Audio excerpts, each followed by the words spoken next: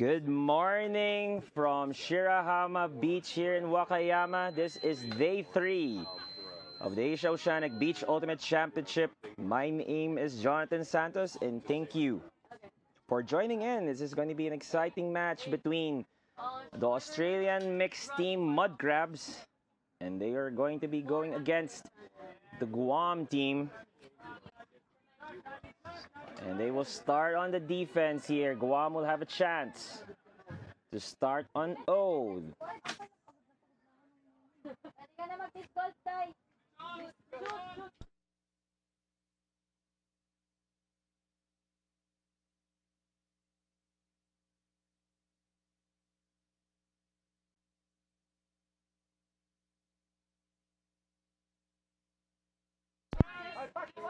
And we already have a lot of 57 people in the stream, so we all welcome in the morning. And Guam quickly starts it near their end zone now. Quick 1-2 plays.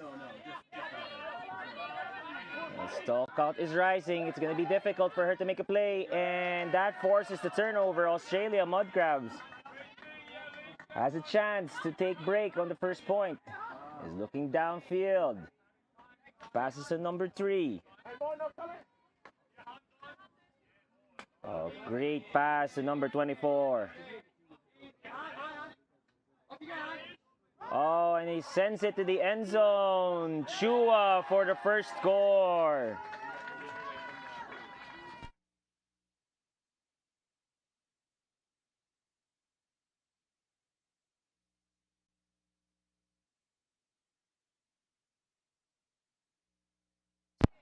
And a great start from the Mud Crabs. This team is at the top of the seeds within their division. If you watched the game yesterday, they lost a tough match against the Japan team on Universal. So they look to rebound from that loss. See if they can notch their 4th win today. You see in the screen, we see the Guam team on the other hand. Guam team, despite the 1 win, 3 loss record, they've been losing tightly contested match, losing on Universal against New Zealand, and then also losing Universal against Republic of China, but able to win their last game against Japan Sabrosa 13-10, so they see can get momentum. I was speaking with one of their players, John, and they were mentioning to me that, you know, they had usually their preparation for this one was having, you know, 8-week tournaments throughout, and we'll come back to that story in a bit after Guam moves it in the middle of the field. And this is Nick. He shoots it to number 18. He's got all day, but 42 reads it and reels it, ties the game at 1. And that was Lawrence All.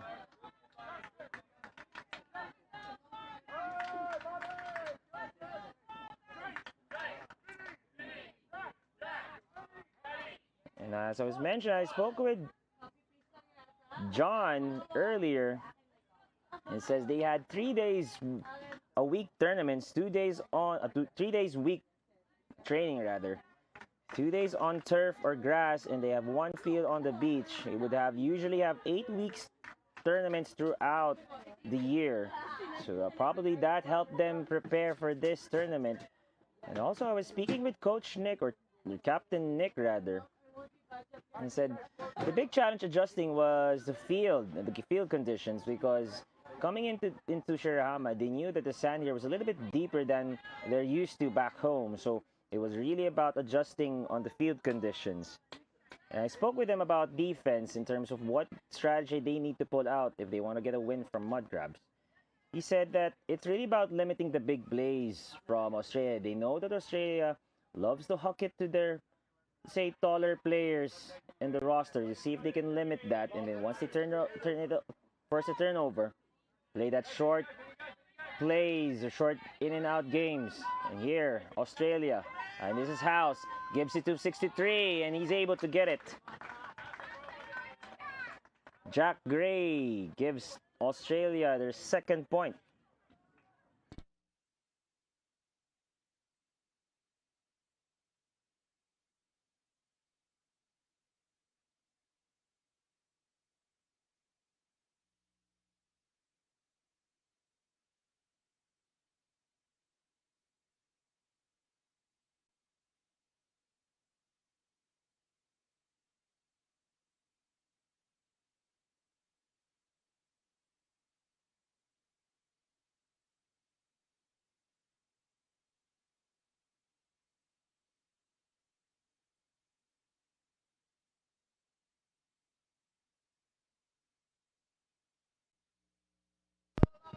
So you have 105 people already watching on the stream. And one of them again, no one but my lovely daughter, Eleanor Luis Derucha Santos, is being joined with my wife. I love them both. And my daughter, actually, just a short story, woke up early so that he wanted to hear daddy's voice. So I'm happy to see. But a great play from Guam, laying out to keep that disc alive.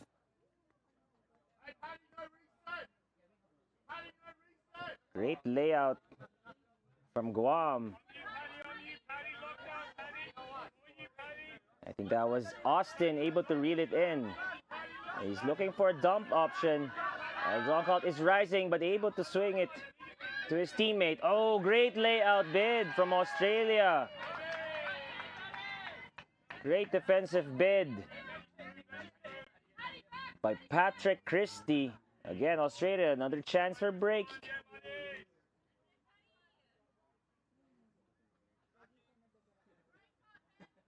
Christie gives it to Bastion. Bastion is looking. He gets it back. Who gives it back to Christie? Oh, shoots it right in the middle. Beautiful pass there. They're already at the edge of the end zone here. Chua flicks it. Oh, but a great D from Guam. Great hustle from Guam to deny that break point. And that was Haldre Rogers.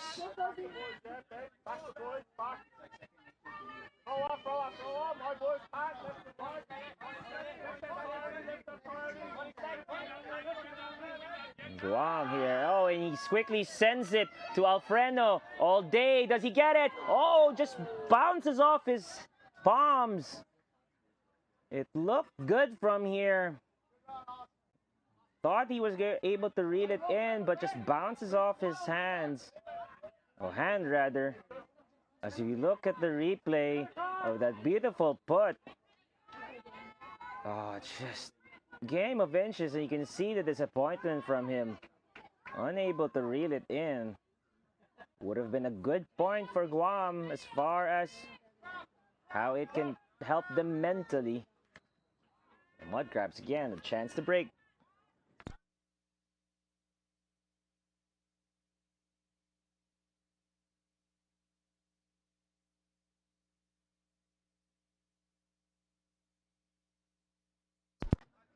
Quick point here, quick movement. Christie gives it to Chua. Chua, all on the same side here. Bastion. Bastion thought about it, but someone's streaking down deep for Australia. Christie opts to give. Christie gets the disc rather, and quickly gives it to Chua for the score.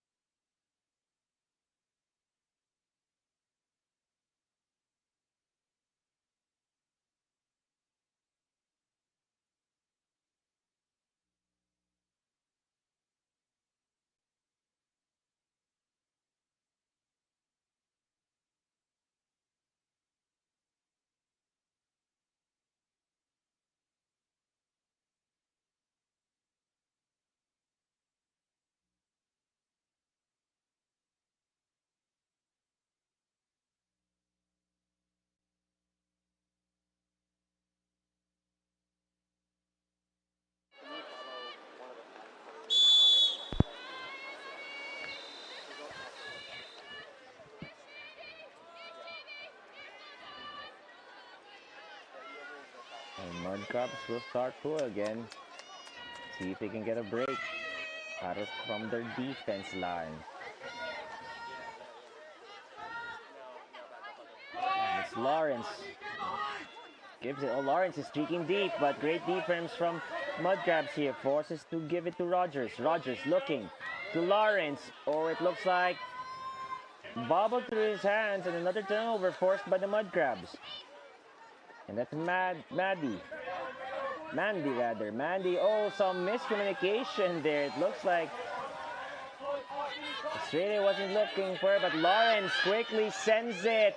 Great put there to gently float to number 87's hands, John Espe. Like, pass was a little too wide. Not sure if he got confused from his teammate that was outside the field. And then New Zealand not giving a chance for Australia to set up shop. Quickly hucks it to the end zone, gives them their second point.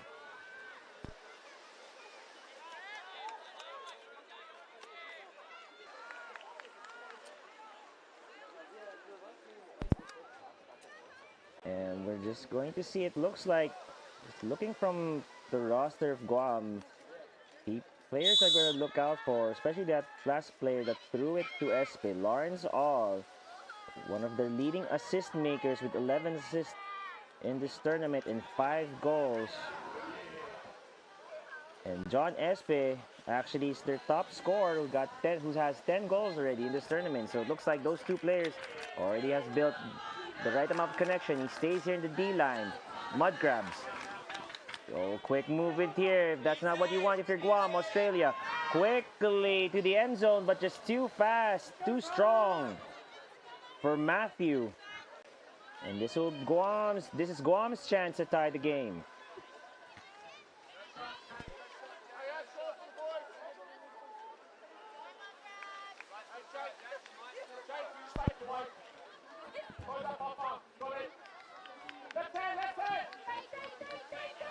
Almost a D, but great sticky hands from number 42, and he streaks towards, and he goes back.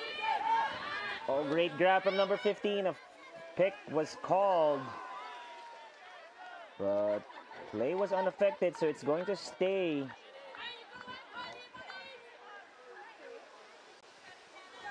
With number 15, dumps it to All looking.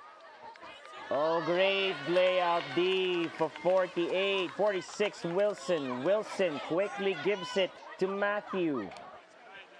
Oh, looks like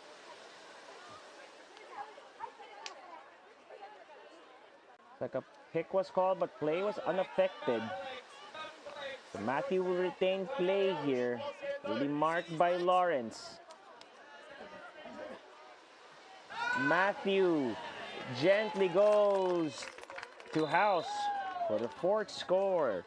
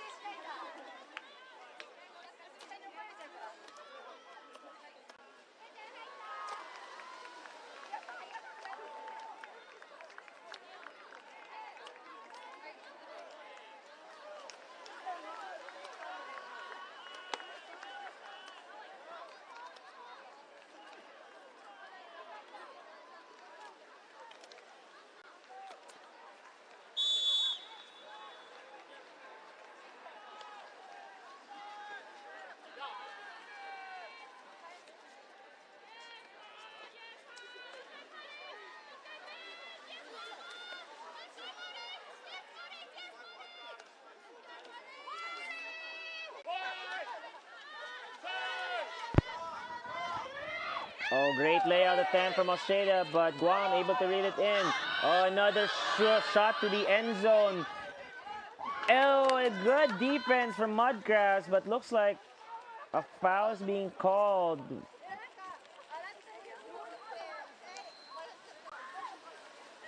Oh, looks like it will be retracted. And looks like Mudcrabs will get the turnover.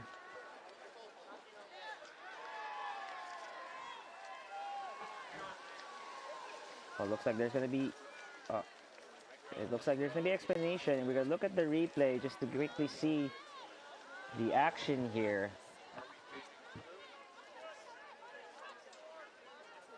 I'm not sure if due to number 26's contact or number 24's contact that caused Guam get off balance while making that play. It's really awfully close. As you see it from the motion, it looks like because of the contact, that swept him off his feet, which caused him not to be able to make that play. But we're going to see how the game advisors, these game advisors wearing green will provide their unbiased observation to help out the two nations here to get to a resolution.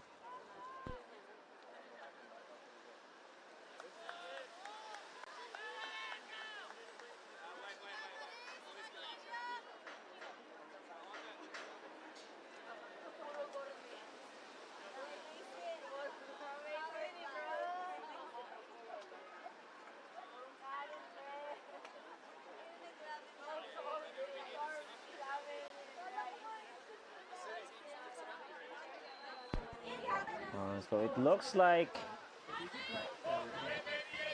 Espe is going to retain this here. It looks like that call was maintained. Oh, and a great grab from Lawrence.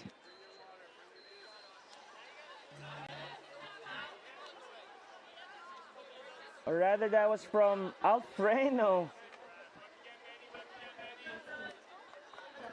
Not sure what was the call here, but it will go back with Espe. Espe looking. Oh, blocked. Oh, and Mud Crabs get the D. Unfortunate error. They were close. Guam is.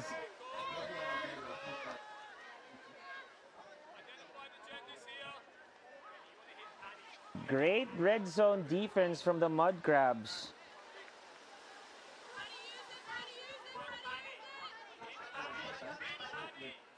Oh, nice pass. Christie gets it. Quickly sends it over to Zhang. Zhang. Upline cut is complete for Christie, and he gets it. And number 9, all by her lonesome self, gets it to go. Monica Chang with the score.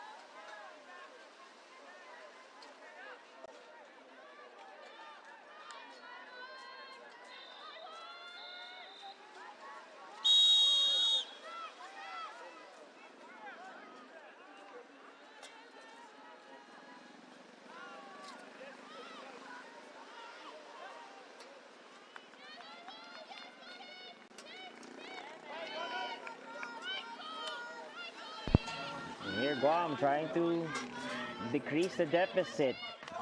And this is Maclay. Maclay thought about it. Oh, great pass there to his teammate. That was number 19, 18 Brunel. Lawrence gives it back to Brunel. Oh, quick short game, but just unforced error. Pass was a little too behind for Maclay. Mud Crabs again, and this is Webster. Webster. Oh, pass was just a little off to the side. Guam retains this.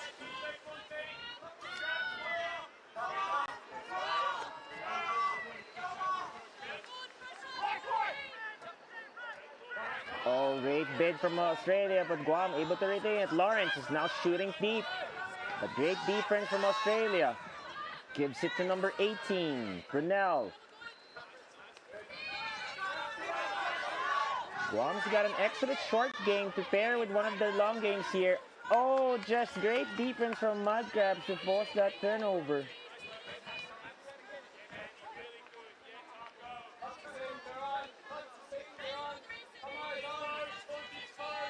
Mandy quickly gives it to Webster and reels it in for 6 points of Australia.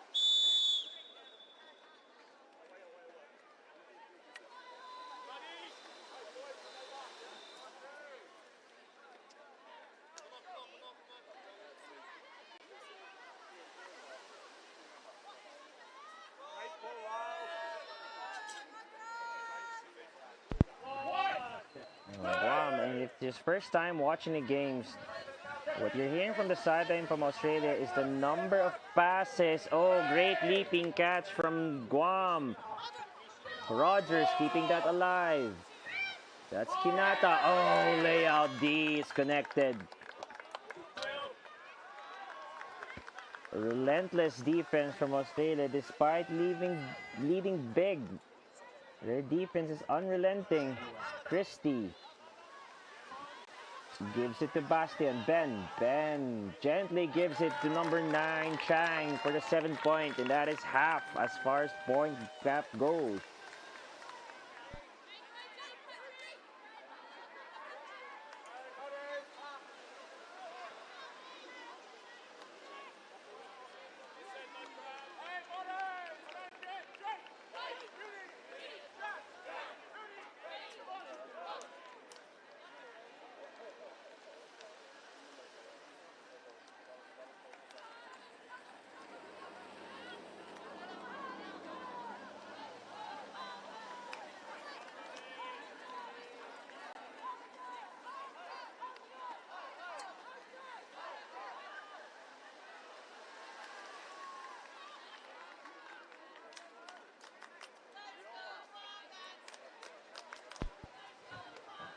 You're hearing that cheer. That is from the Guam team, as they are called the Guam Bats. And try to see if they can rally their troops.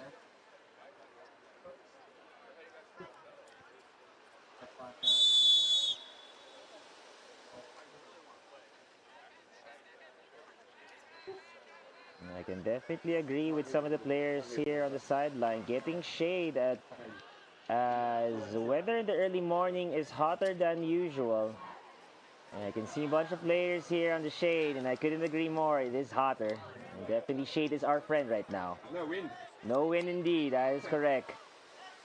Flags are alive. Ben saying that the flags are a lie. Breaking news.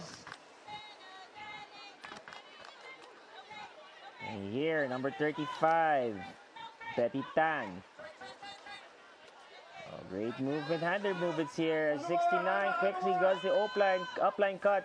Right at the edge of the end zone, and they complete it on the house from Laura House.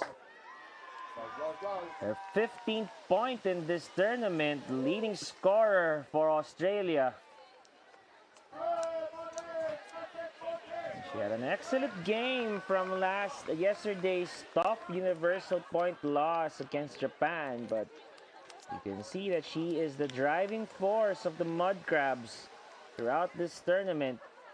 As we look here from the excellent movement from the Mud Crabs to be able to reel that 8-point in.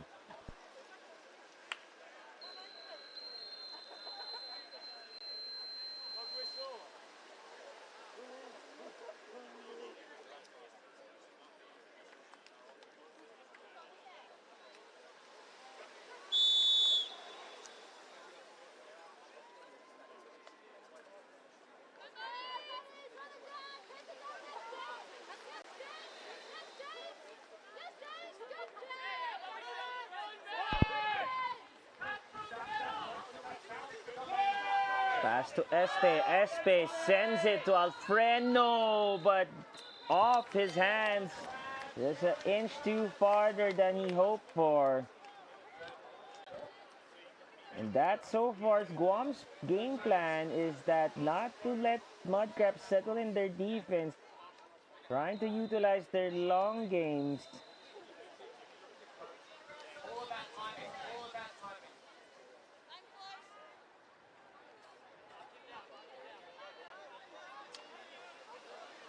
Guam trying to find some momentum in Australia. Some of their players shooting deep, but 27 gets it to the middle. Oh, great movement from one side to another in Australia. 9th point in this game.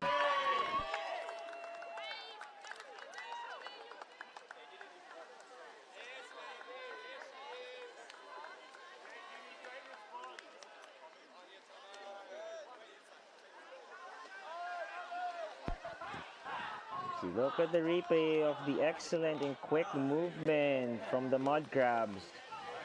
And that was James Wu bringing it in. Hometown is from Southwest Sydney, nickname Woozy. A little thing about James, or Woozy rather, he's had to ask the tanning salon to do thighs only. Huh. Wonder why.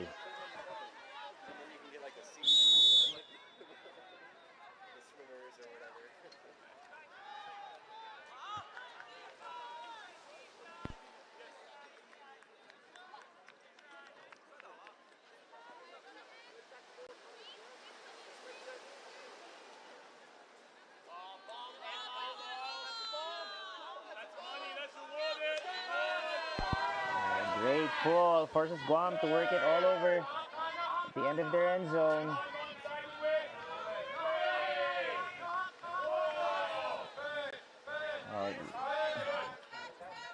Well, a little bit curious why she didn't give the dump quickly to Lawrence.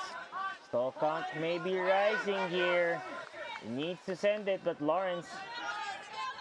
Oh, and now he sends it to McClay, but pass just too fast.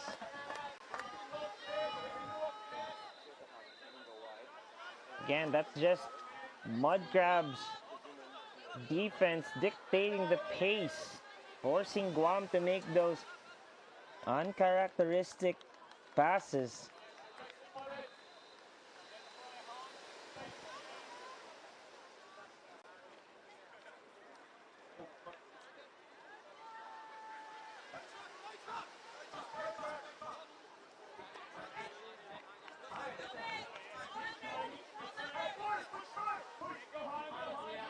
Christie, oh, great layout there from Lawrence, denies that disc, and he quickly streaks, then gets it, oh, but just goes out to his hands.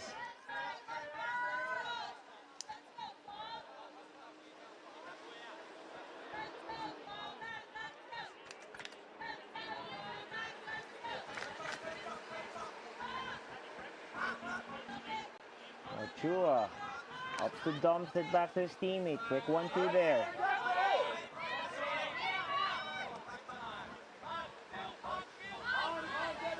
Christie. Oh, great upline cut by Apple. Apple sends it, but pass was a little too fast.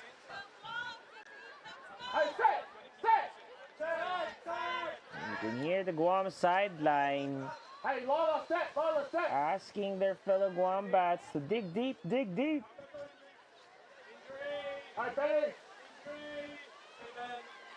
It's like an injury sub as Christie will go out and Ben will come in for me. Hopefully nothing too bad from him.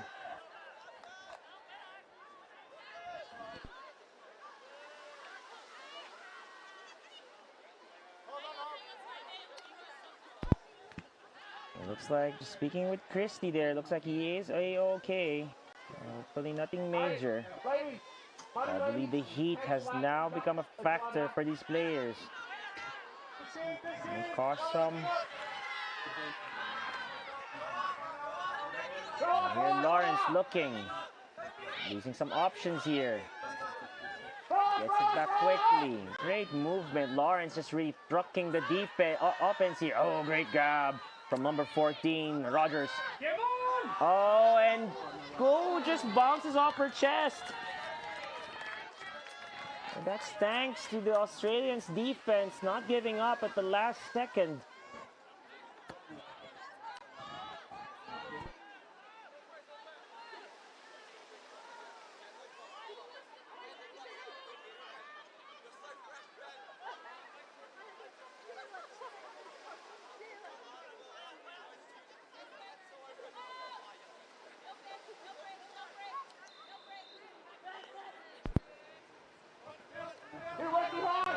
Quick movement, great layout catch from Australia. Ben to Chua. Chua to Ben, as all day, he's right at the edge of the end zone. And gently gives it to his teammate for the 10th point. Mud Crabs running away with this game.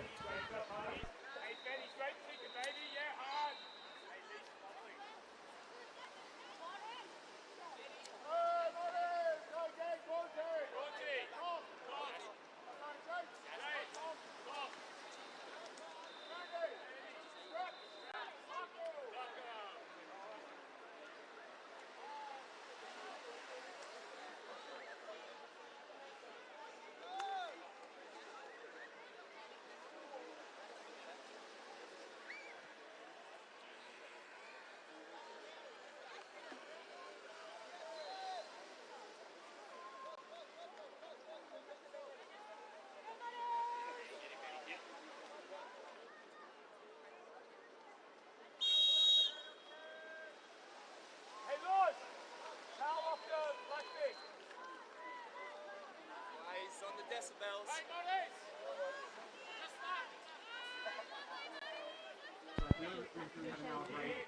No worries, definitely shade is welcome here in the booth. As we're back here, Guam Bats trying to make a play and try to at least decrease the deficit, but Mud Crabs just unrelentless. Oh, Despe thought about that shoot deep, but great defense. Pass was just a little too low. Mud Crabs again.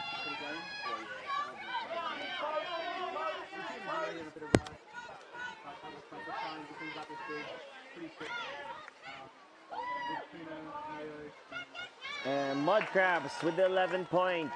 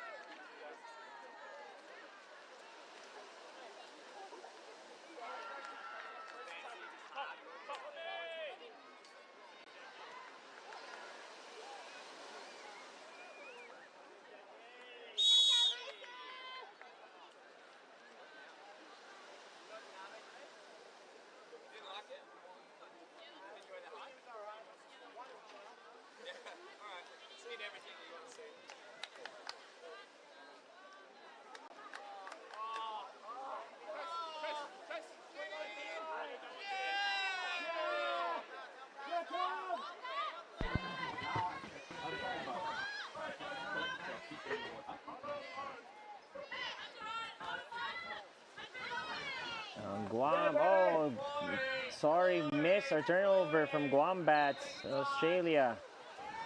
Floats it to the house. Put it in the books as definitely from one of our teammates' house. Bringing the house down.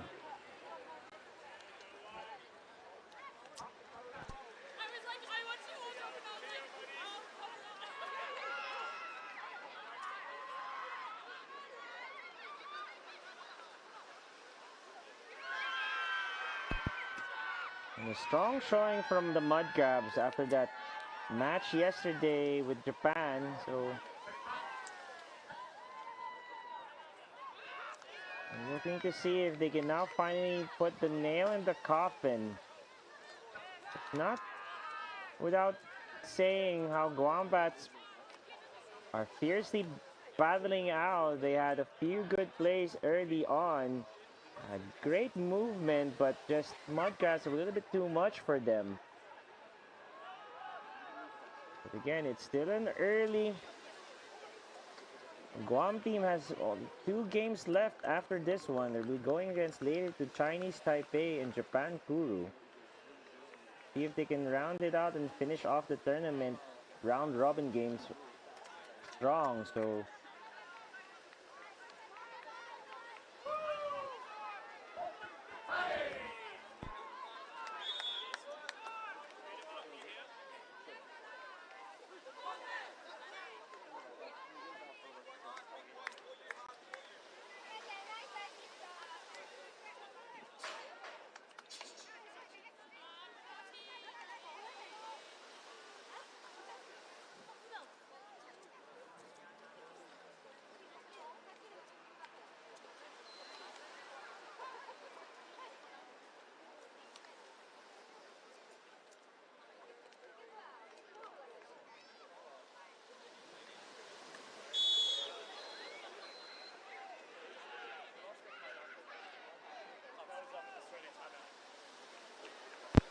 That was a timeout from Australia.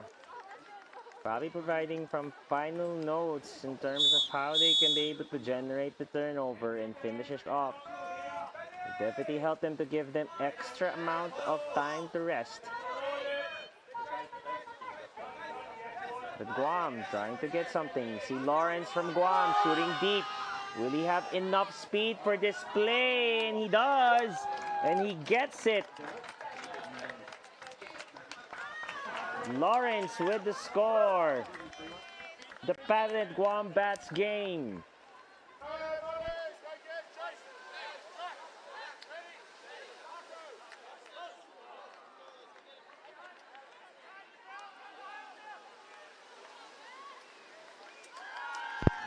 I believe a couple of supporters of Guam Bats saying that they believe that they will make a comeback.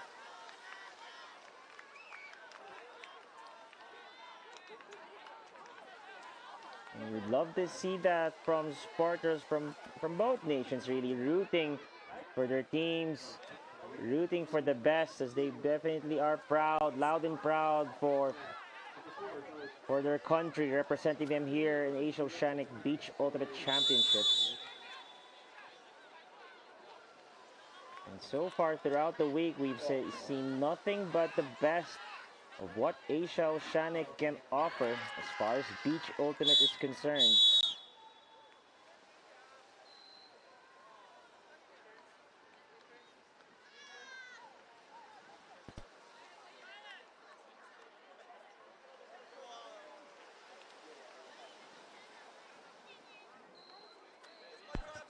Here's Mudcraps, 46, thought about it.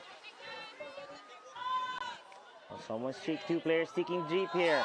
And looks like House sends it and takes a grab by Betty Tan, and that is game. Also, Australia wins it 13-3. Excellent showing from the Australians, imposing their power and dominance as they notch their 4th win.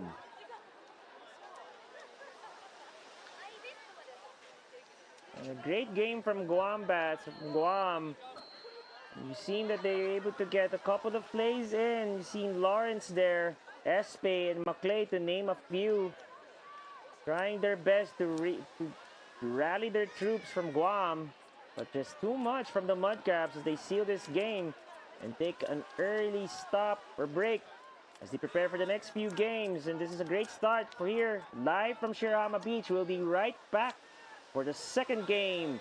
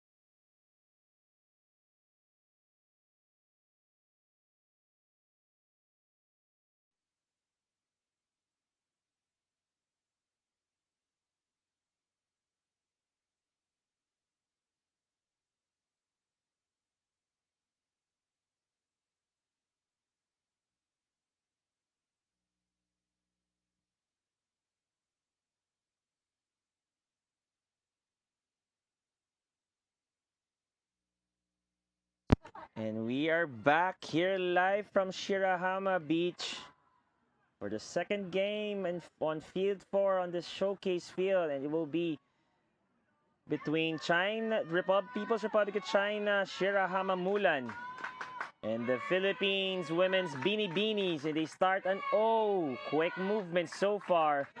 Lin Piquero is looking, it looks like an early zone from China. Interesting to set that up quickly, and looks like contact's gonna be made, foul between Dublin and the Chinese player. So this will stay with Lamigo.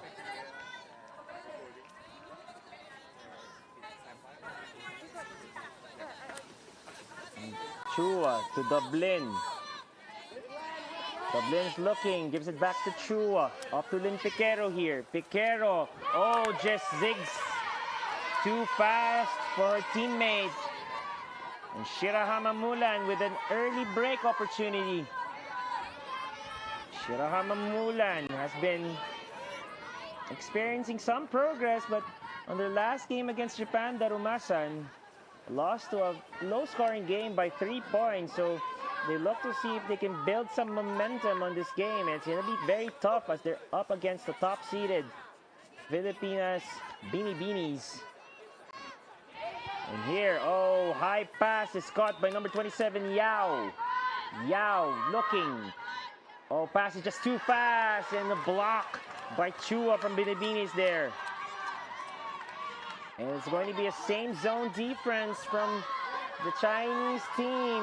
Lin Piquero sends it over to Dublin, and she gets it back, Piquero is. Sends it to Yvonne. Yvonne. Still zone defense despite being close to the end zone for Beanies. And Beanies patient with the disc. And just when I said that, she shoots it to her teammate for the first score.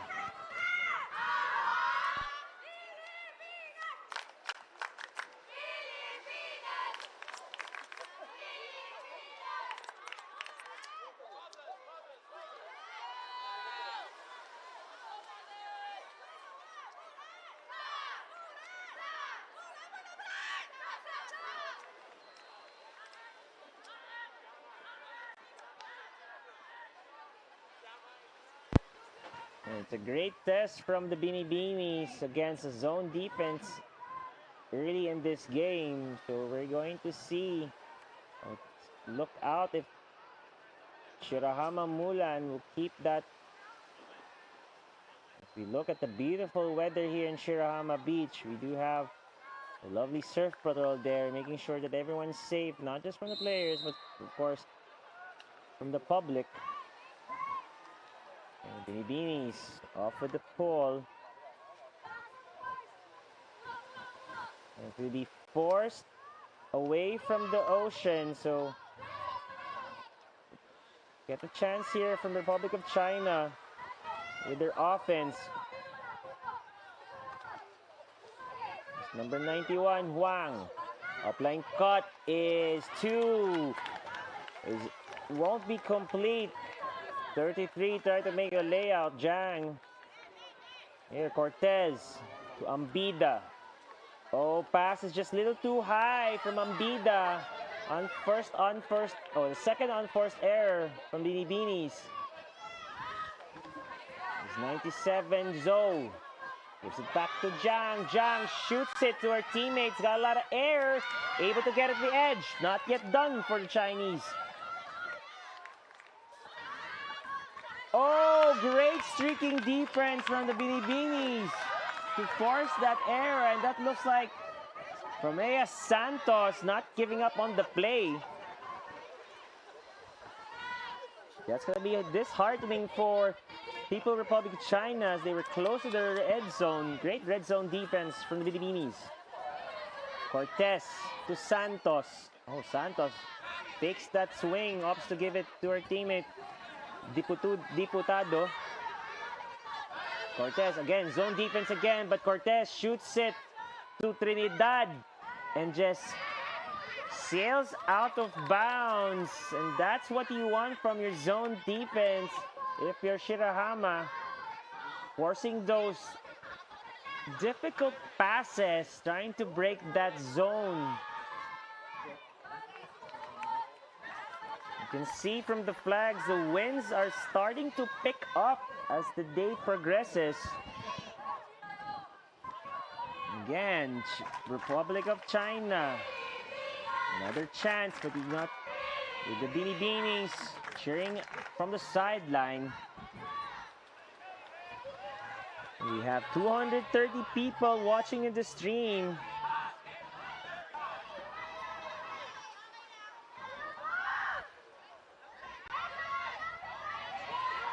And here, great man-to-man defense, forcing it to dump, but 12 from China able to get it. Pick was called, but Pei is unaffected, so it's going to stay.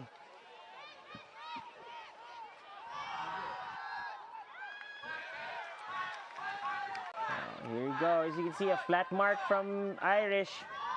Forces a swing to China. Liang gives it to Zhou. Zhou to Gao. Gao, forehand pass is complete. Looking, oh, great defense from 41 of Beanies, forcing that, stopping that huck.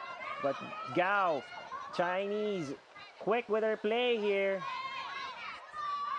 Another opportunity for them to score. Great lateral cut from the team of white. Oh, looks like he was momentarily open, but looks like a foul was called during the pass or the dump.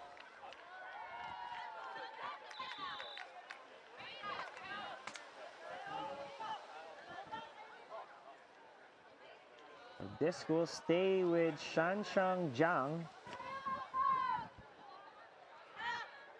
You can hear from the Beanies urging their teammates not to stay off the poach. And stall count is rising. Oh, great presence of mind by Gao.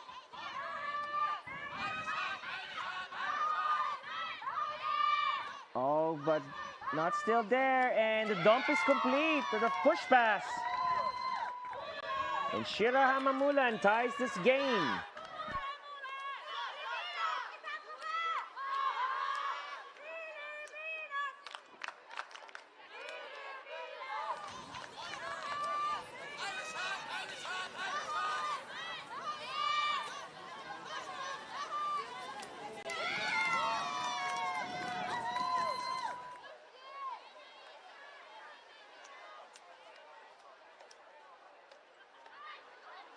Just rounding out the games that People's Republic of China, Shirahama Mulan had. They lost big against Australia to 2-13. Lost a close point on Universal against Singapore, 6-7. Able to notch their first win against Korea by 12-5, and then close, tightly contested matches. A pair of losses against the Japanese team. So see if they can turn it around here for this game and see if they can get their second win. Gonna be a tough task because they're up against the Beanies here. Again, looks like still a zone defense being forced. Lala Cruz to April. Great threading the needle there. April dumps it back to Tope. Tope to April. Quick pass to Chabay. Chabay punches it in to Lala Cruz for the score.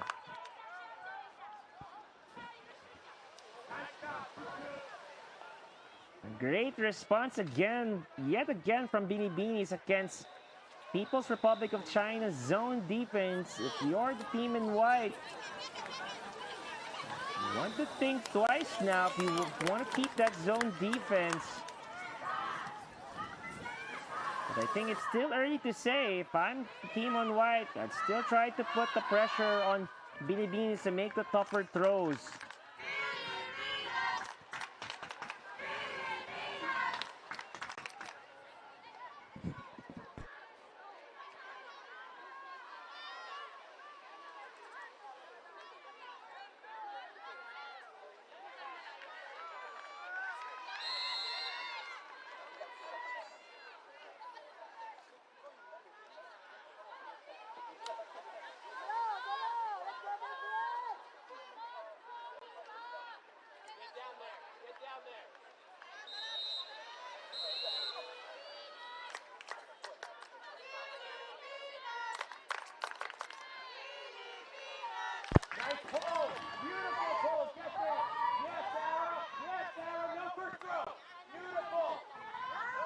Swings it to number 8, Gao. Gao to Zhou. Oh, underletting defense from the Binibinis here, forcing a lot of handler movements. I don't see a lot of movements from the cutters from the team of white. This is going to be very tiring. It looks like a foul was called. And it will be recognized from both players, both nations. Oh, that's really tight there. And the team of white shoots it to the end zone. Layup is good. Ties the game at 2.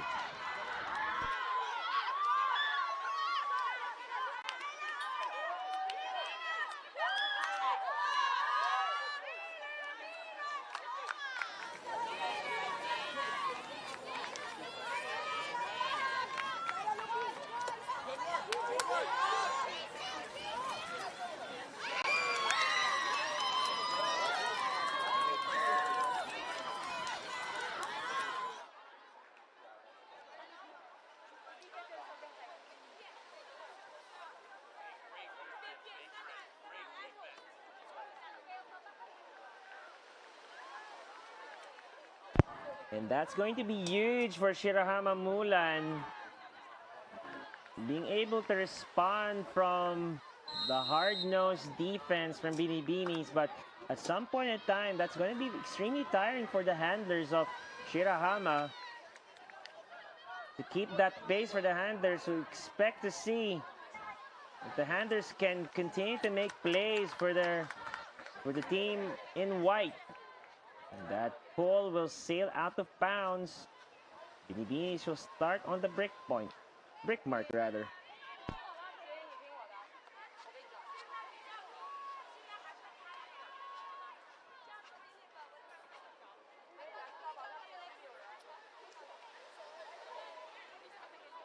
And this will start from Mia.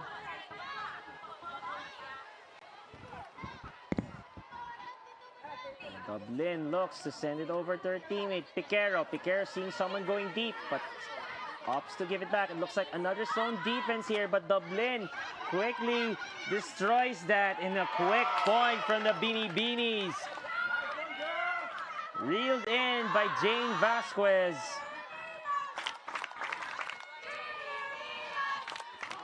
Jane Vargas, rather. Again, China. Shirahama Mulan, no answer from the quick-paced offense. The Binibinis, as you can take a look here.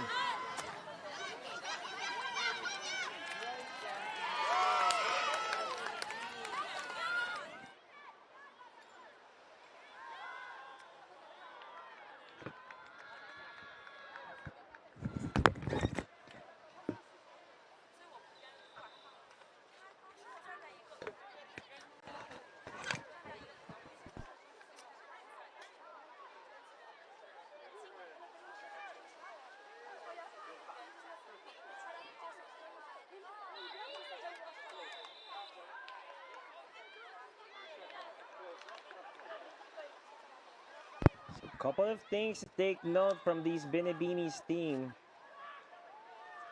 is the representations from all over the region of Philippines. We have players from Iligan, Dumaguete, Bohol, Cebu, and Manila. And Binibinis have yet to win gold and beach.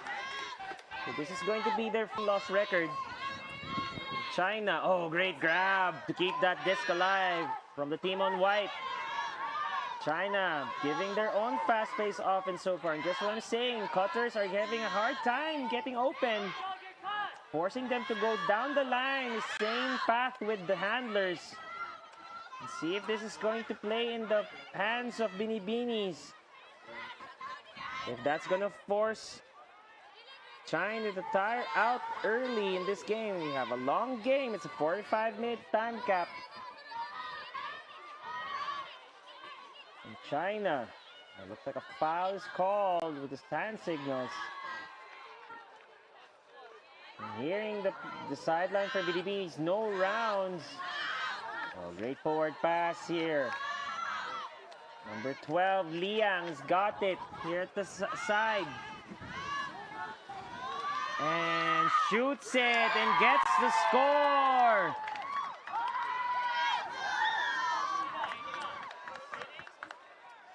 By number 33, that's Shanshang Jiang. You look on the replay. I'm sorry, that's actually Xiao Yun Gao. Scoring it for Shirahama Mulan.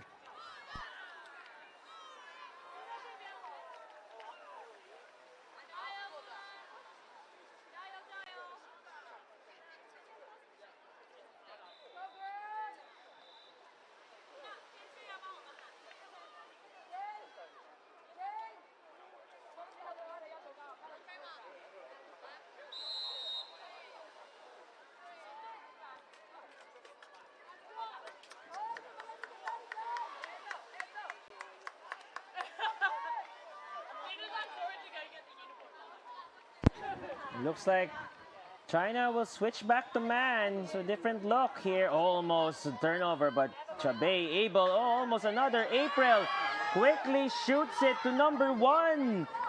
And he gets it to go. Cruz, Maria Rosela Clara Cruz with the score.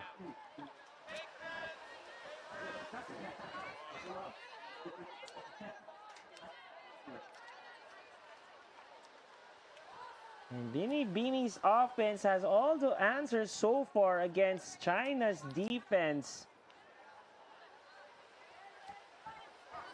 And that is the 4th score. As you look at the replay, great hook from April Adalim.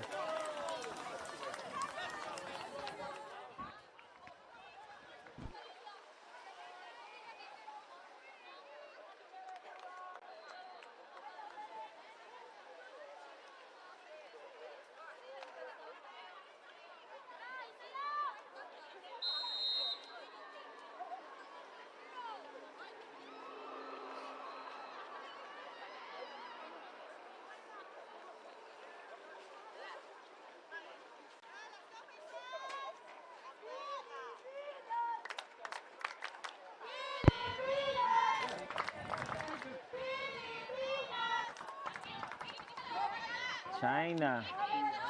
Looks like a lot more attention from Binibinis to force in. But China able to find a way to progress the disc forward. Oh, pass is too high. Slips through her fingers.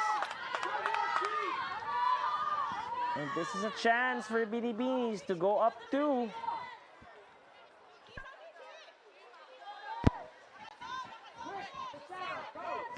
And this is number 4, and China back to a zone defense here. Oh, and just an unfortunate error again. Just goes through her hands, unable to secure that pass. So fortunate for Shirahama Mulan, right near their end zone. And layout is good.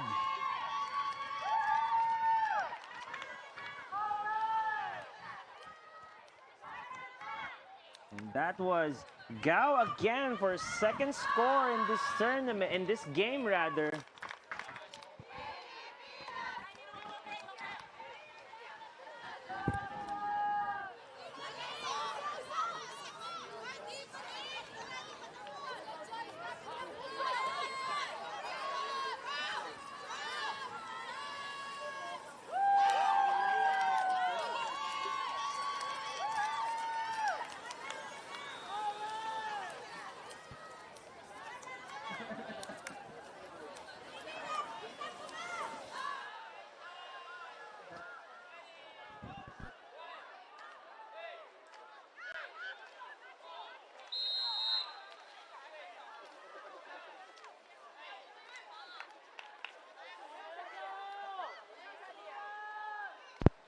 Just looking at the chat, people are asking, I believe this is from the...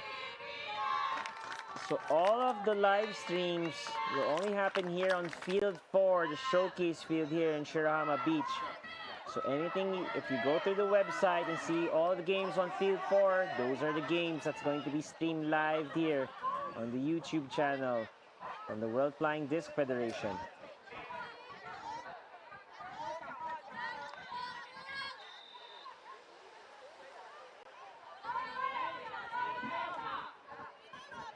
And back to the man-to-man defense from China. Upline cut is complete. Dublin's looking. Oh, goes to the middle to Chua. Great decision there to switch the disc to the other side. And that's going to be an easy score. And that's Lin Pequero to Chua for the Binibinis. Assist maker for the Binibinis with so far. Strong 4-0. Strong 4-0 win. Loss record. On the flip side, People's Republic of China having Ying Chen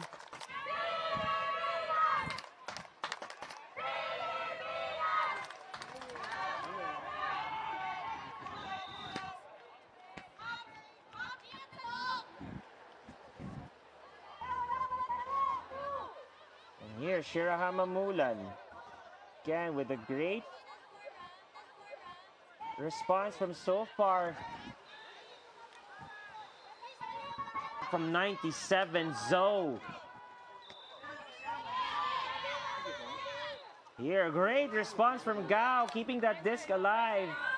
Oh, play, there's a call, but China's got to take that grab to keep that play alive because a call was made before that pass. For all the new viewers who are unaware of the sport, and the throw was released before, during, or after the throw. Offensive player needs to catch that disc to ensure that they keep possession.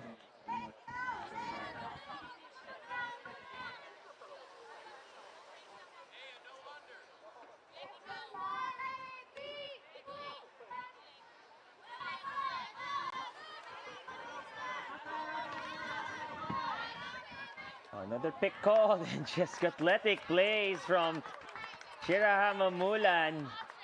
One layout from another, and that was from Shan Jiang, who's actually top performers of this team, who's got 7 assists and 5 goals so far in this tournament.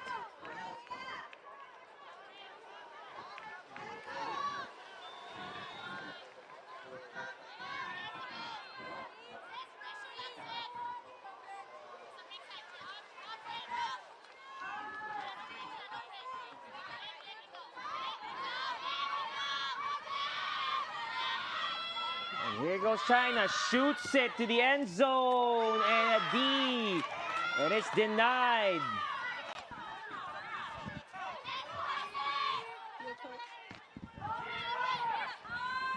And here, almost a D from Shirahama Mulan, and Binibinis shoots it.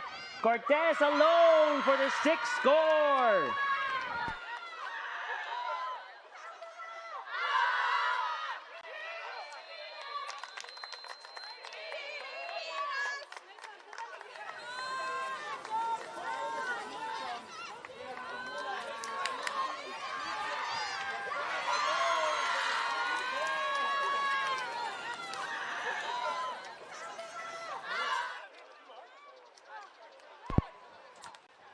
Unfortunate from People's Republic of China. They had a great flow so far, but fortunate there. So we'll see how they respond back. It's still a close game. You see the winds again slightly picking up, and you can see from the other side, I believe that is going to be field 3. A couple of games also happening on that side. We'll stay our focus here on the showcase field. Again here with Shirahama Mulan. We mentioned that Shan Jiang is leading this team. Also Ying Chen, number 24, with 7 assists and 5 goals. Rounded up with Xiao Yun Gao, who's got 8 assists. So this team has got a lot of firepower. as far as mounting a comeback and win it out to get their second win here. Here comes Shirahama. Cheeky up and under pass there by 27, Yao. Another layout attempt is complete by Go. Go is looking downfield, but threads the needle down the middle to Ying Chen. Now to 27, Yao. Great movement. Oh! Unable to get that disc. Bobbles it through her fingers. Looks like she was already thinking about the pass after that catch. Beans, another chance. Almost a layout D, but no good.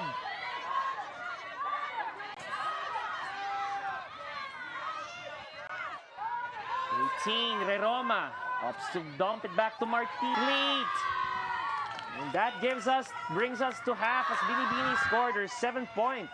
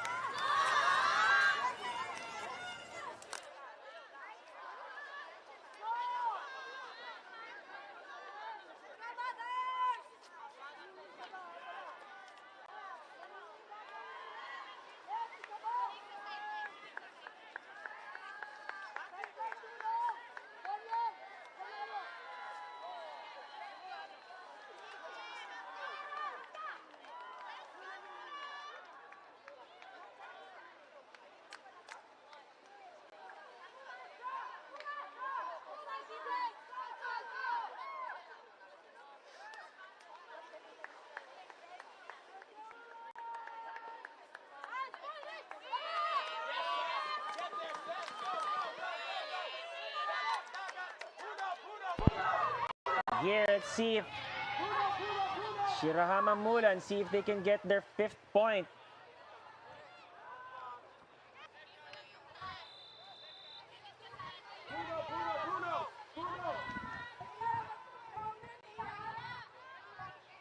Let's see what's going to be played here. Opts to swing it back to Jiang. Asking for her teammates to come in, help with the dump. Skull count is rising. She forces to make it backhand, and that just gently goes to number 12. Liang thought she was going to get that disc, but just bounces off her palm. A sorry miss because she was all alone there. Could have been a great play from Zero Liang. And looks like it's going to be a zone defense again from Shirahama Mulan. Forcing the swings here. It's usually the case when you're in a zone defense. You want the defensive players to make the swings, cause a turnover. But Binibinis, great response so far. Cess Trinidad with the upline cut is complete. Gives it back to 81.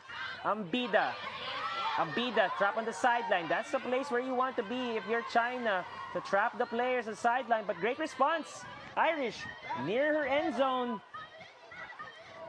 And they get the score.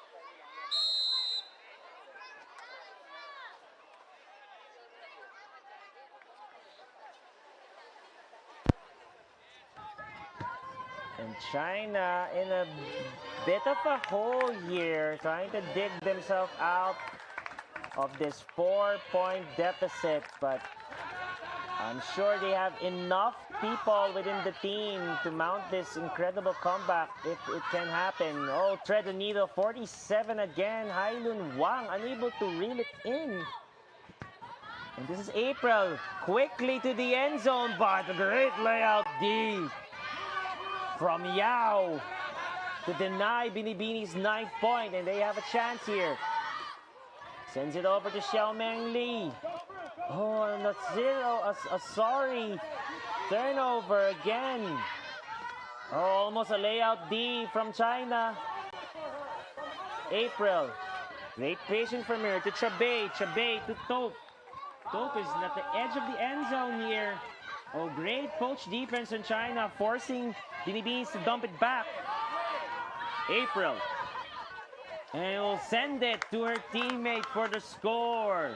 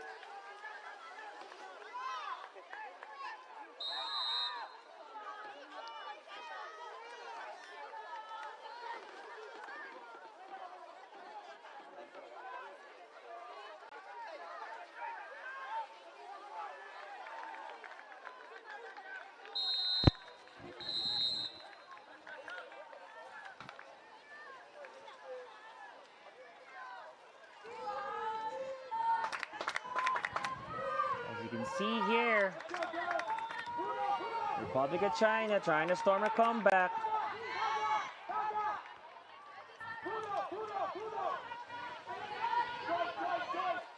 Excellent defense from the Binibinis, forcing, but just when I say that, great lateral cut from number 8 Gao opens it up the field. The stall count is rising again. A looping pass is complete. 12 Liang, 2 hands for security. Another looping pass is gonna stay out of bounds, so it's definitely gonna start a little bit closer away from the end zone now.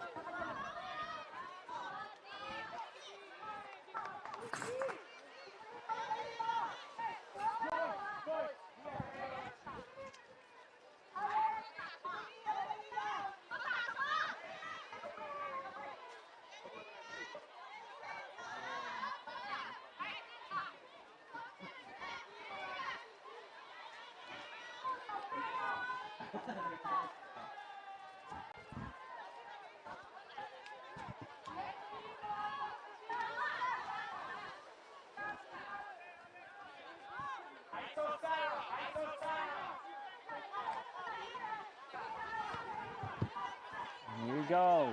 Binibinis looking downfield. Opts to swing it down the middle. 18, Jeroma. Jeroma quickly to Rebusa. Quick move in here. Finlay's got the disc. Swings it back. You like that movement, being extremely patient. And Finlay gets the disc back. To Rebusa.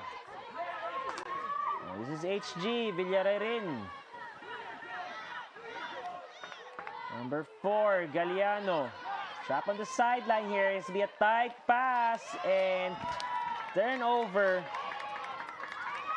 Forced by Shirahama Mulan. That's gonna work wonders for them mentally.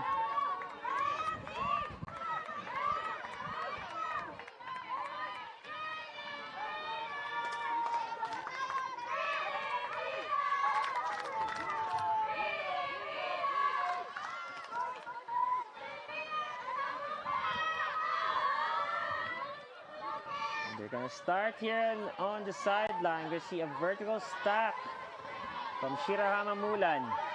Oh, tight pass is complete. 24, Ying Chen reels it in. Swings it to Zhao. Zhao, a little bit too tight from China. And, oh, great grab from Liang. Liang sends it to her teammate, but just too fast. Zero Liang has been showcasing her athleticism here so far.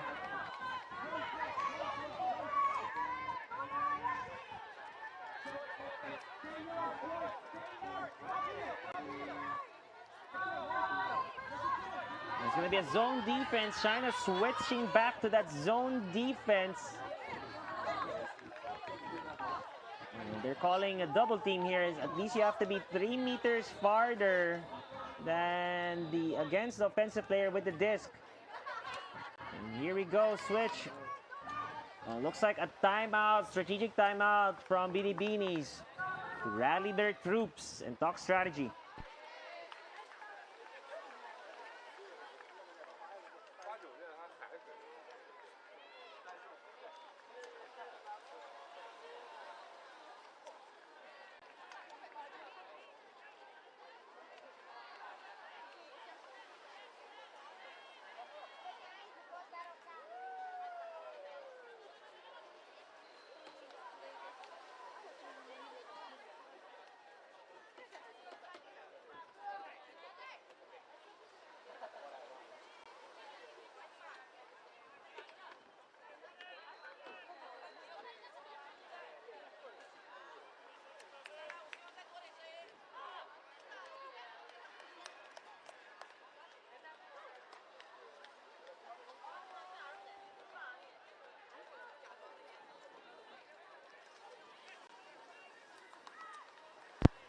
We have beautiful weather here in Shirahama. The sun is out a little bit.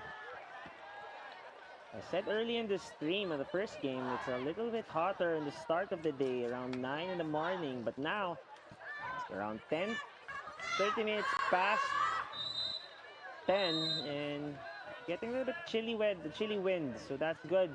Not just for the participants, but from the public viewers here that are also enjoying the beautiful beach.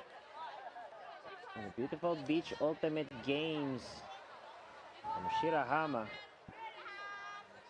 Play will start. Again, China will stick to that zone defense. It looks like it's going to be a 2-2-1 where two of the players in the middle will try to stop the quick 1-2 plays, but that's just too quick from Binibinis as they are already past the halfway mark in the field. Shoots it. Oh, it looks like great defense. Read perfectly by China there. I believe that's Gao. Gao made the play. 97, Zhou gives it back to Liu, or Jiang rather. A quick movement and response by China. They're already past the halfway mark on their extra zone, and they called their timeout. As most of the players are now hands on their knees, tired. I think both nations are feeling the heat from this scorching sun.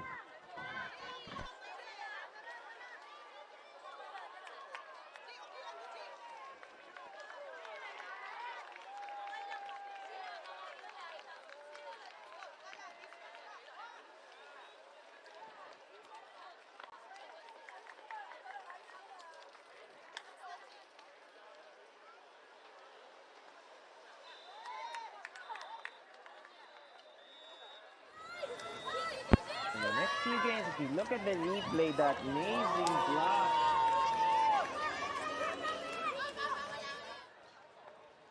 from the People's Republic of China to deny Binibinis 10th point. People's Republic of China, they have Binibinis here, and they have the last two games between Japan Hawk and Singapore Clubs Women's to round it up.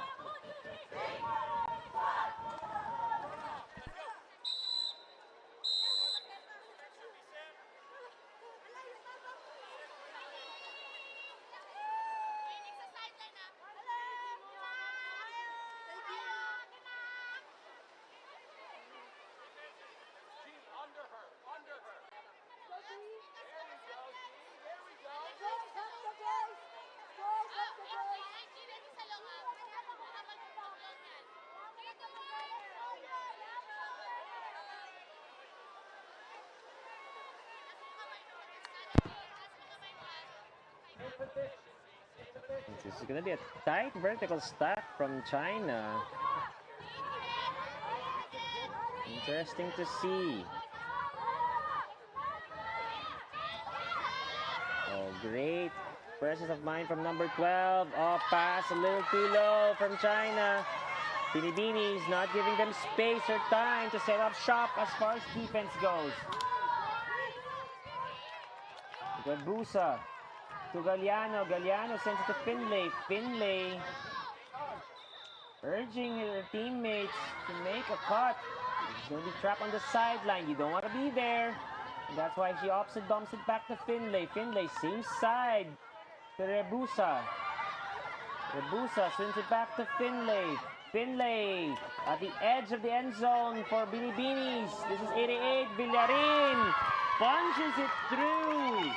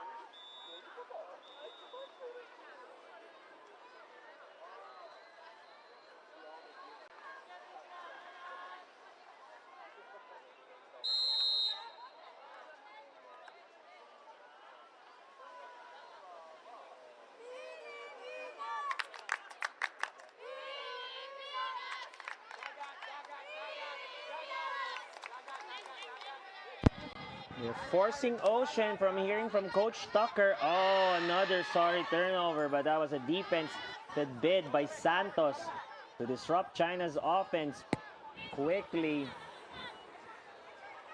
Cortez.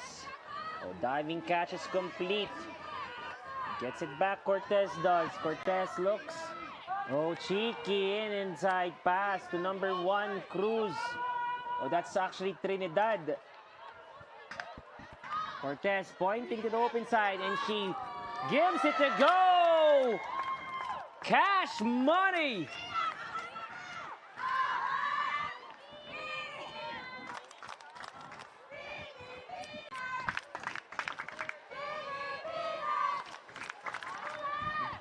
Athletic play from Binibinis to punch it at score. As you look at the replay, 14 Cortez urging her teammate with a layup grab. And number 41, Mavi Valerie Diputado. That's going to be her 5th goal in the tournament.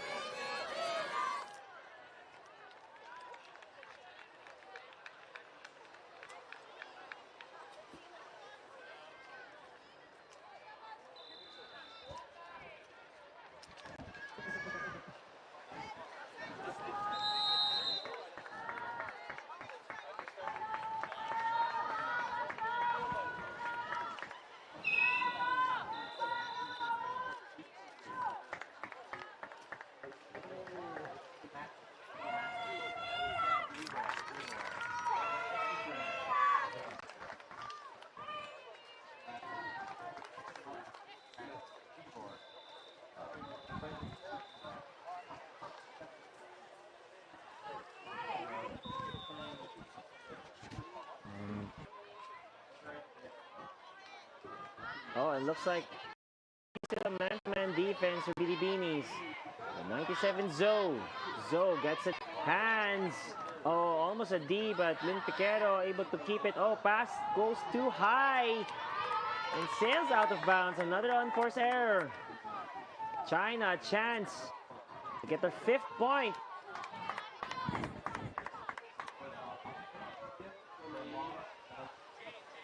And they haven't scored for a bit. Last time they scored was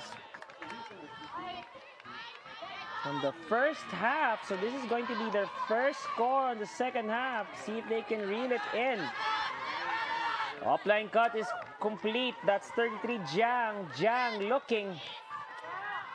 Jiang to Gao. You can hear the players from the China team urging their players. And diving catch is good. And that's cash money. From the team of white. 33 Shanshang Jiang.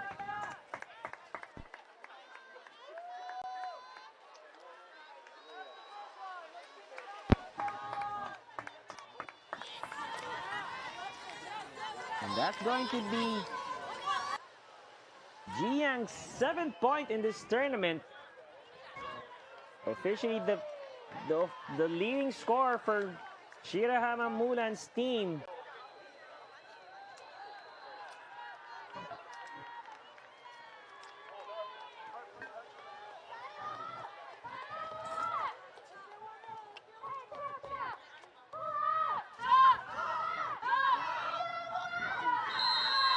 You can hear the sideline from China urging their teammates to dig deep with that beautiful cheer of Mulan, Mulan, Mulan. Oh, great pull there. Forces Binibinis to start at the edge of the end zone.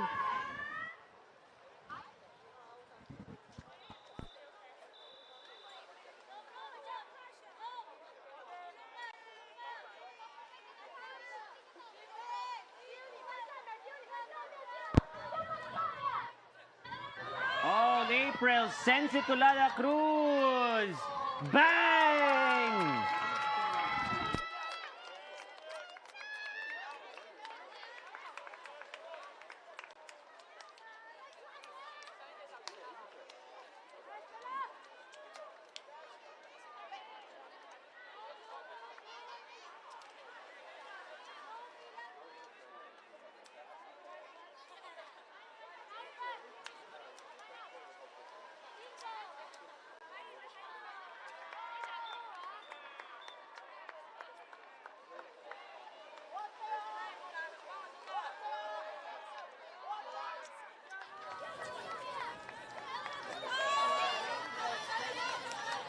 It looks like that's game as we've approached time cap already to continue their strong campaign for gold. But great showing from the People's Republic of China, Shirahama Mulan, as they continue their march to get a spot in the playoffs and also a chance to get for gold. As the Binibinis wave hello to their loved ones back home as they cheer.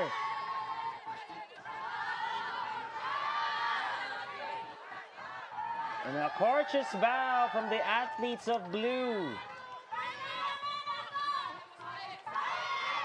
And looks like a dance of their own as they want to showcase their dance moves. And we'll be in here from the Team of White. A great showing from them.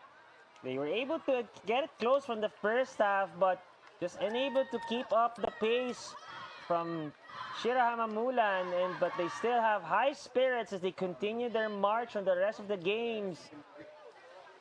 And we're gonna wrap it up for this live stream, and we'll be back for more live from Shirahama Beach. Name is Jonathan Santos. Talk to you later.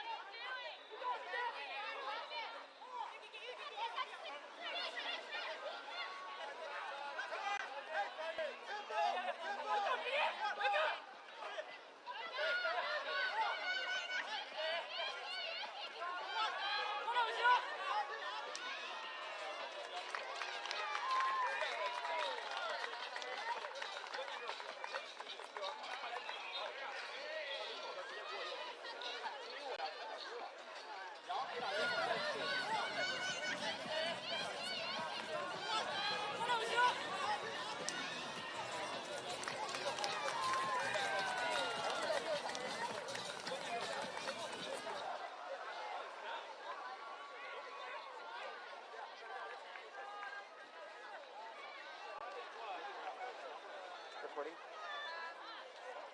Are you recording?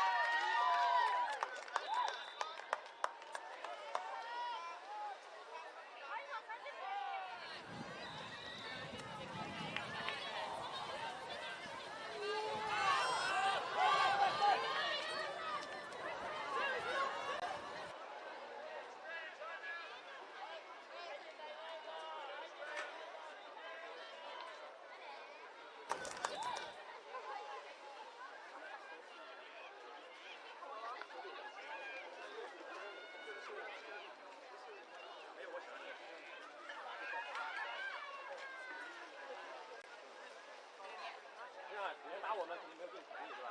打这个就很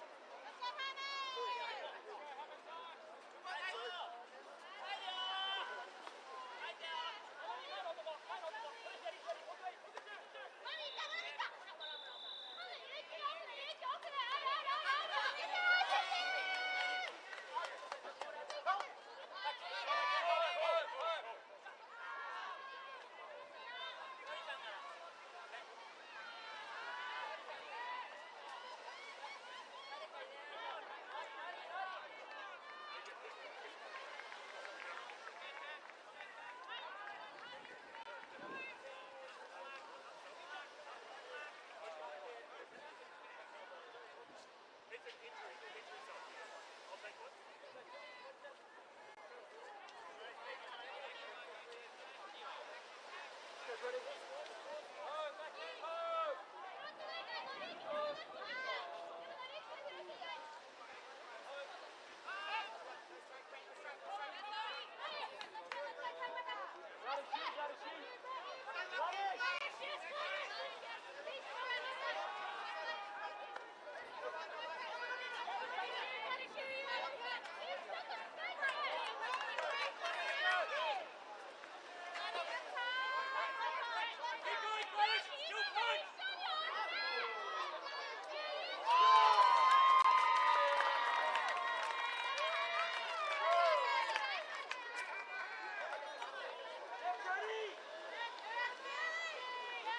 on!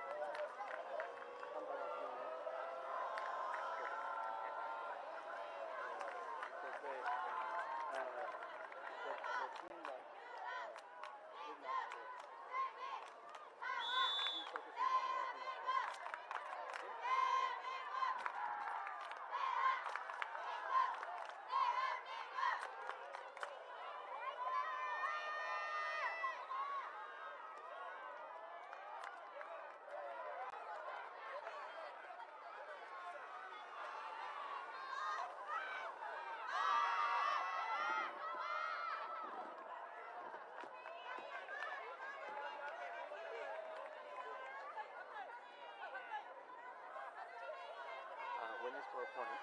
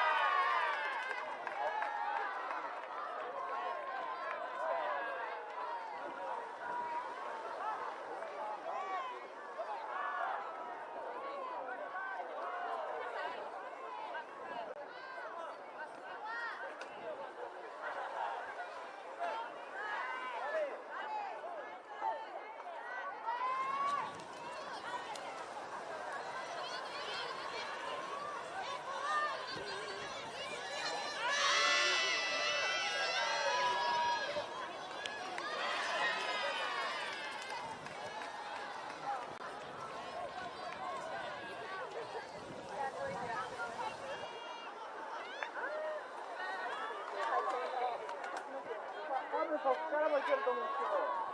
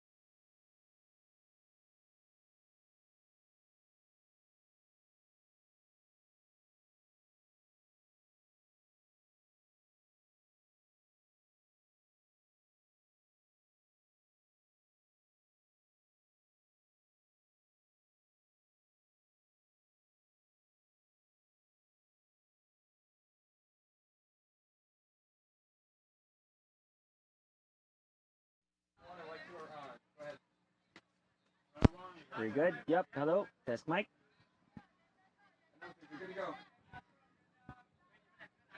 And live, welcome back to the stream. My name is Jonathan Santos.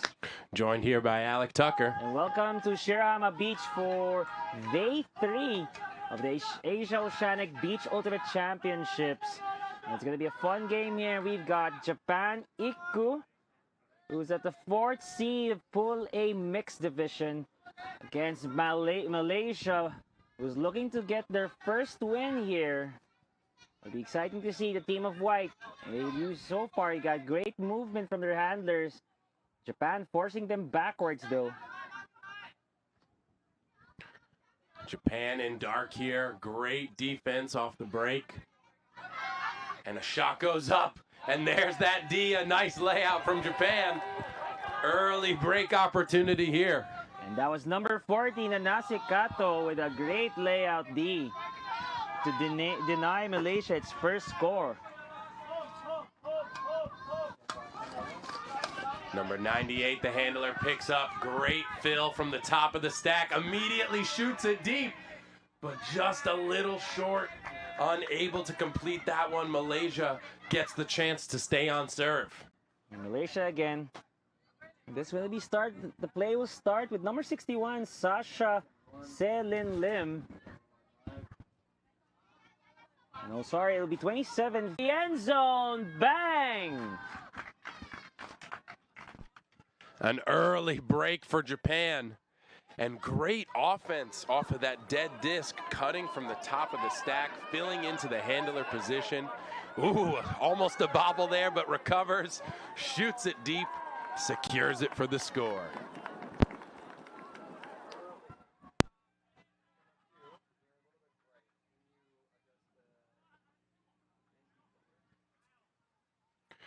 Still updating the score here on the bottom of your screen. Again, we got Japan versus Malaysia here. Japan with the early break, making it 1-0.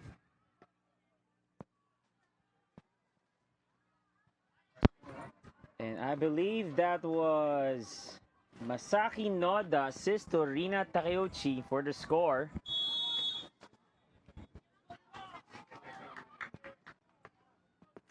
And Takeuchi, that would be her 4th score in this tournament. So important in mix to get everyone involved. Need contributions from all of your teammates here. Oh, a layout to stop the pull from rolling any further. And then a quick 1-2 to push it near the brick. Centering the disc now. Great fakes from this female handler, number 44. Swings it and gets it right back upline. Now number 1 shoots it downfield to 88 in the middle. Back to 44. Great movement so far. A pick is called. Oh, almost a turnover, but number 30, Andon Wong, able to secure it. Looks like the disc, I think the pick was called way before Andon Wong had the disc, so it's going to go back to the excellent handler, number 44, Wenyan Lee. Who retained disc for Malaysia. Great movement so far, Tucker, from Malaysia, showing a lot of promise. This O-line staying nice and calm. Still so early in the game, just got to secure this one.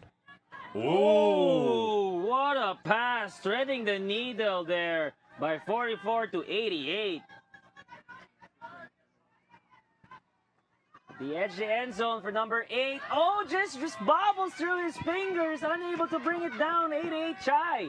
Japan, a chance, hucks it near the end zone. One-on battle is going to be won by Japan. That was quick. Malaysia looked like they were going to get that score. Uh-oh, putting the sword of Excalibur down in the ground there. But this happened just so quickly. Picks up the discs, full field huck, and great positioning by this cutter. Doing a little stutter step to get the defense off. And let's see if we can see this Selly one more time. But that was number 1, Hayao Hira. Oh, amazing. Apart from the amazing reach to get the score, great celebration from Japan, as always, partner. And that's why it's so important to stay calm near the end zone, taking that extra breath, that extra second to get a simple throw. Malaysia thought they had one there, but just bobbles through the fingers, and now it's 2-0 Japan. Not the place you want to be with if you're Malaysia, getting an early hole here. So, again, it's really about, to Tucker's point, just going to say that again, it's really about being calm and collected, making sure you make the right plays in the red zones. It's extremely important, not just physically, but mentally as you progress to this game. 98 just absolutely flying down the field after his pull. That pressure leads to an early mistake. Japan now, another chance, 17 with it. Good fake, swinging it back to 36 in the middle. All the way to the break side goes Japan.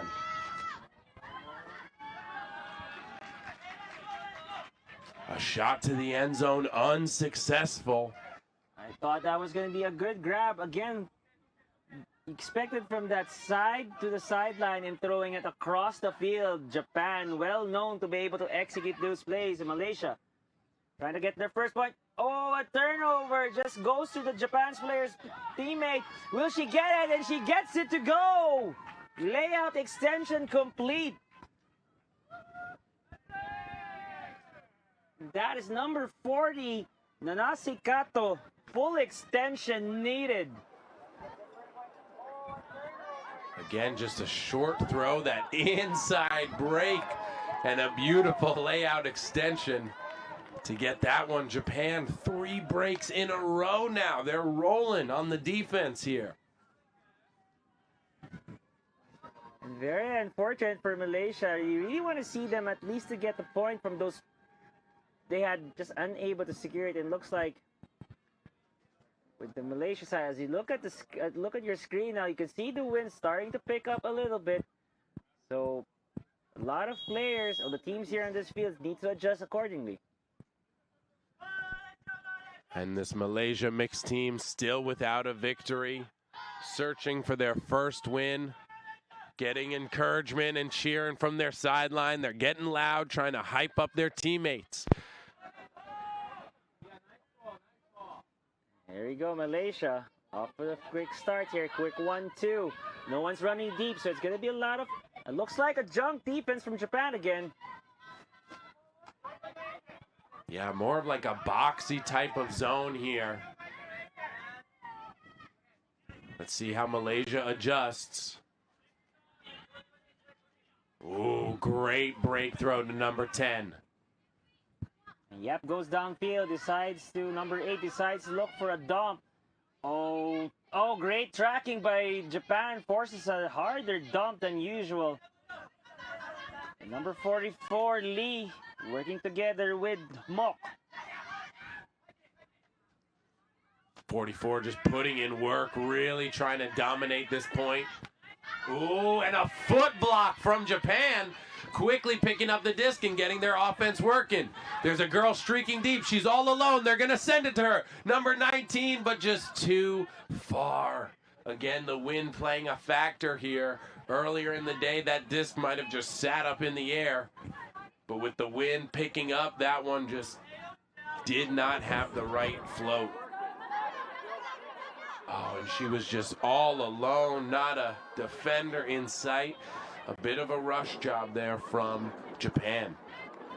But so far, that's what we've seen for them. When you get the turnover, they just quickly pick up the disc, not setting shop for Malaysia as far as defense goes. Great extension from Malaysia, number 8. Keeping it alive. He gave it to number 44, Lee. Lee sends it. Oh, and does he get it? He wasn't able to reel it in. Yeah. Unfortunate. An athletic play again from Malaysia. Oh, those were some great throws from Malaysia. A break throw to the sideline to break the zone.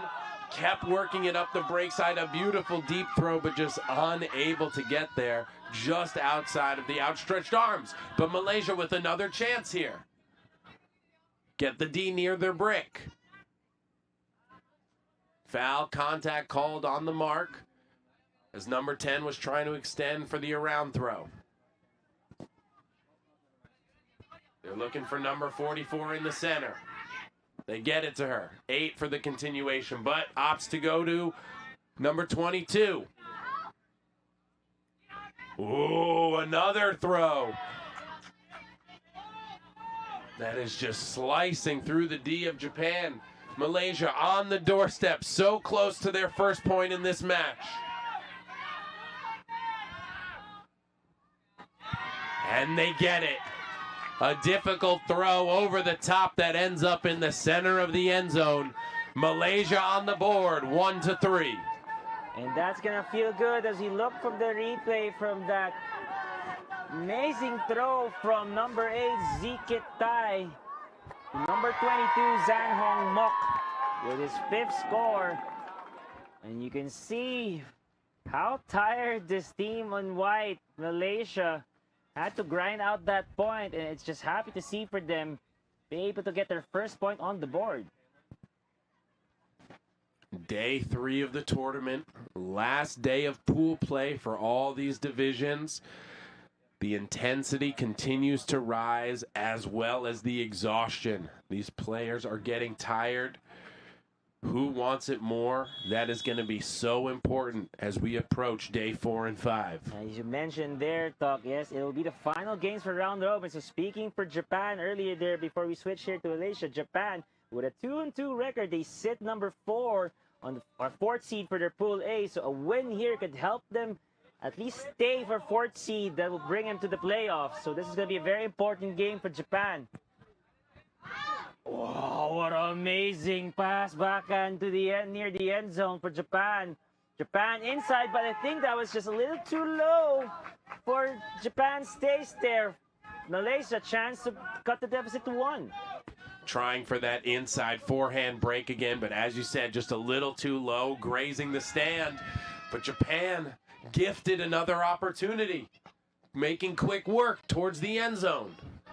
On the doorstep here. Nice around throw to the middle. Easy swing to the break side. Good pump fake, staying patient. Now they shoot it more to the break side. Over the leaping try of the Malaysia defender. Japan secures their first O point of this game.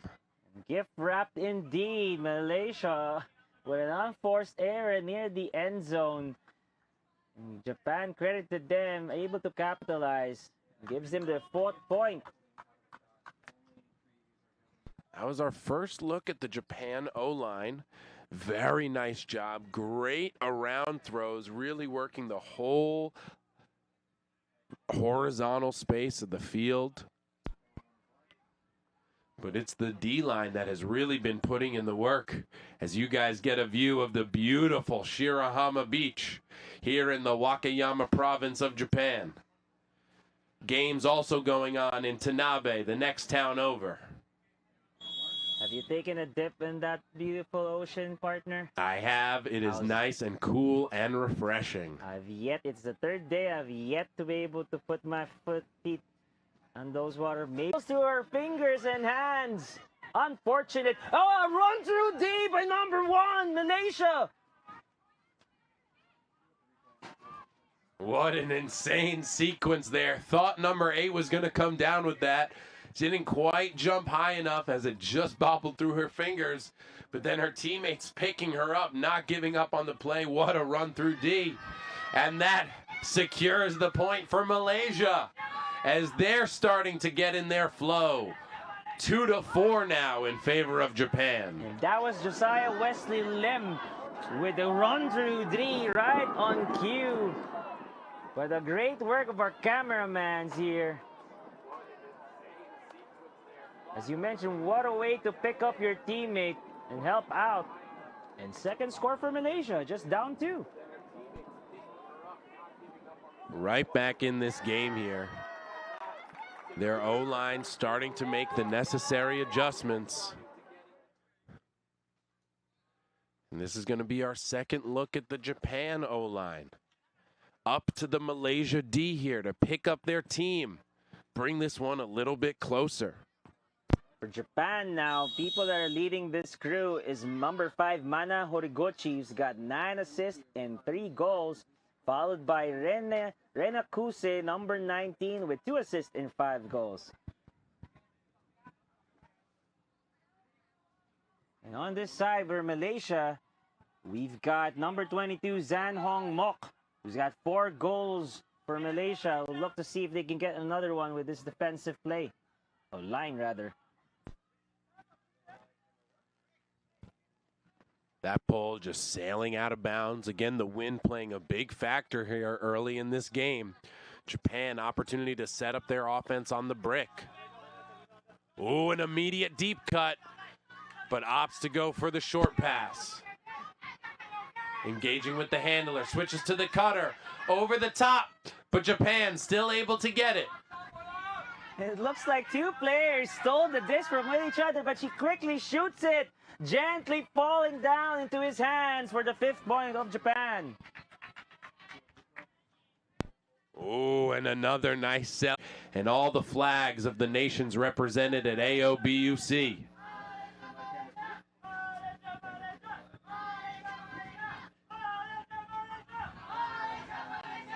The Malaysia sideline loud, encouraging their teammates, urging them on here, as this O-line has really made some adjustments and gotten into a much better flow.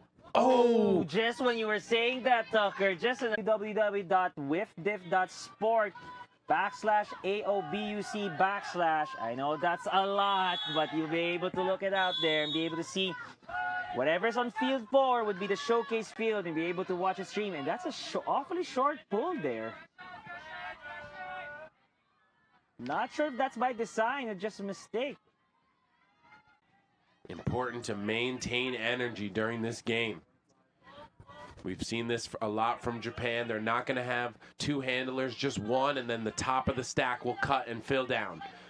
Beautiful deep cut from number 40. A fill cut gets the offense started. Around now to the center. Ooh, but too far. Trying to keep the disc swinging. Number 40 couldn't quite catch up to this one. Number 40 couldn't quite catch up to this one. The 3rd chance for Malaysia on this point. Backhand throw to number 5. Number 5 shoots it to the end zone. And a score for Malaysia. Number 5 with the assist.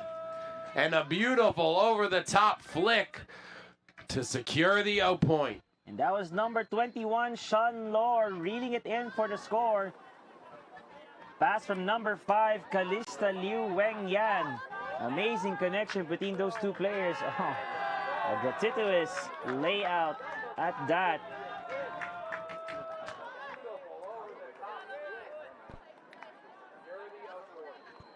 Again, the mirror will be at 7 here. So Japan O-line, they have the wind in their favor. If they stay nice and calm, they should be able to take this to half and then get another chance on O as they started the game on defense. So a big, big moment here for the Japan O-line.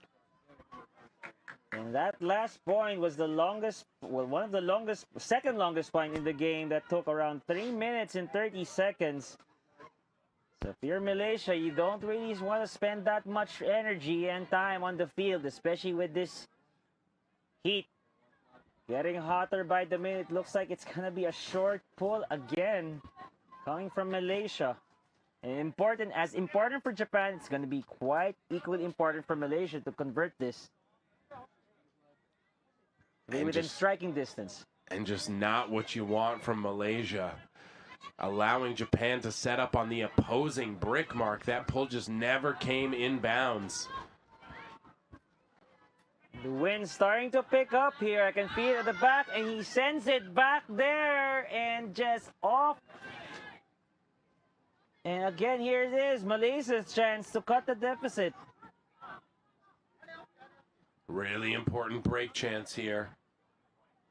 Japan is going to be forcing backhand towards the sideline.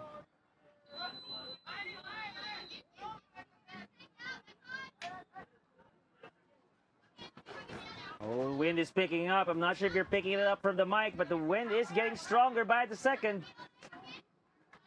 But Malaysia calmly swinging it from side to side. Great movement from the handlers.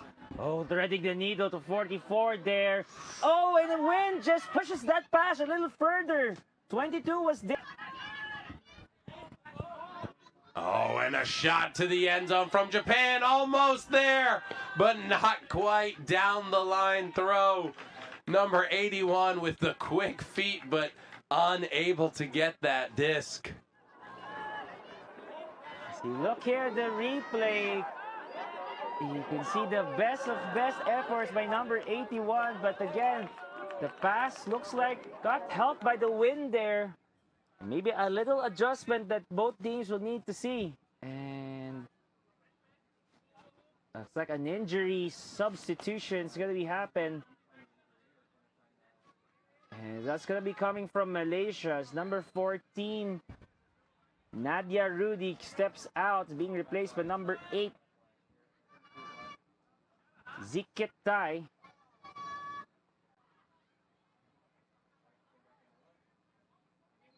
Swing to the middle here. Oh, and there she is. But the great bid from Japan to put some pressure on that throw. Japan back where they started at the beginning of this point, at the opposing team's brick mark. Swinging it to the middle. An easy throw. Gets Japan to half. And now the O is going to receive again a chance to pull away even more.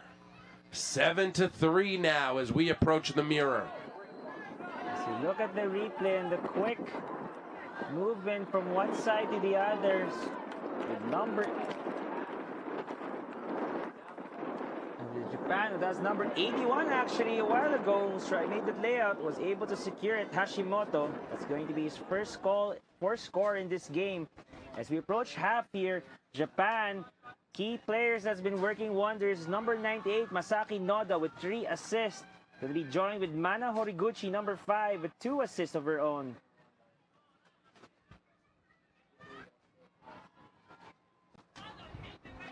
Wow, just look at those flags. The wind really picking up here. It's going to make the game a lot more difficult. Really have to be patient. Secure these throws.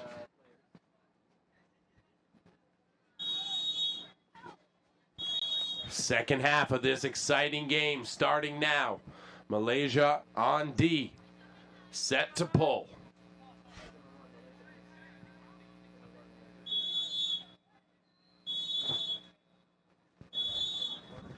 The 3 whistles go off. Japan waiting patiently as Malaysia throws it. And that pull is going to be right in the middle, and that's going to be thanks to the strong winds pushing it backwards. And the winds are picking up stronger. Even here in the booth, together myself and Tucker, we can feel it here. I hope our booth doesn't fly away because of the strong wind. And here goes Japan. Again, that interesting setup. Just one handler back, and the vertical stack makes quick work as Japan goes up 8-3. And I cannot overstate the importance of pulling the disc inbounds. When the disc sails out of bounds, whether a team sets up on the brick or sets up on the sideline, you're just giving them a chance to run a play, run their offense in the calmest way possible.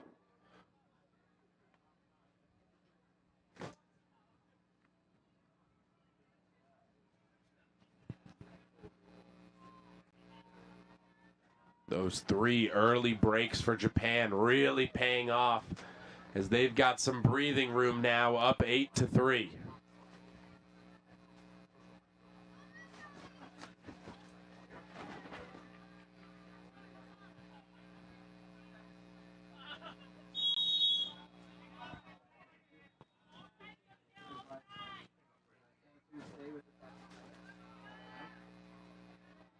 A nice flick pull that floats beautifully and ends up near the sideline.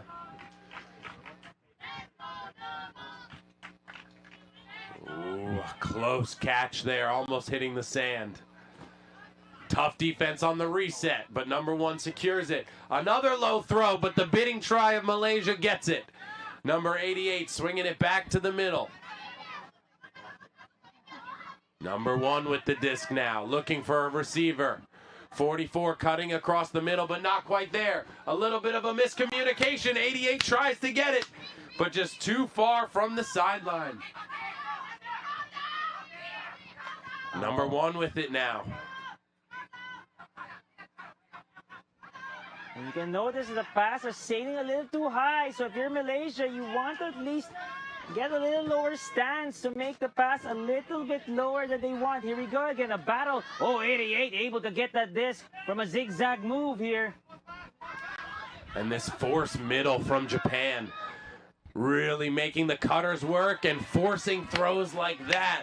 Beautiful force middle from the Japan defense.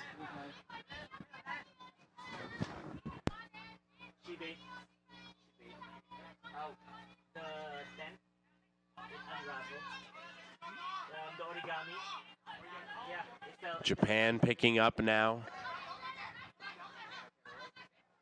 Again, that fill cut from the top of the stack. 36 with the disc. Shoots it to the middle. Again, these discs sailing just a little high as number 4 shoots it to the end zone. And the wind playing a big factor here, as that is a miscue from Japan, giving Malaysia another opportunity.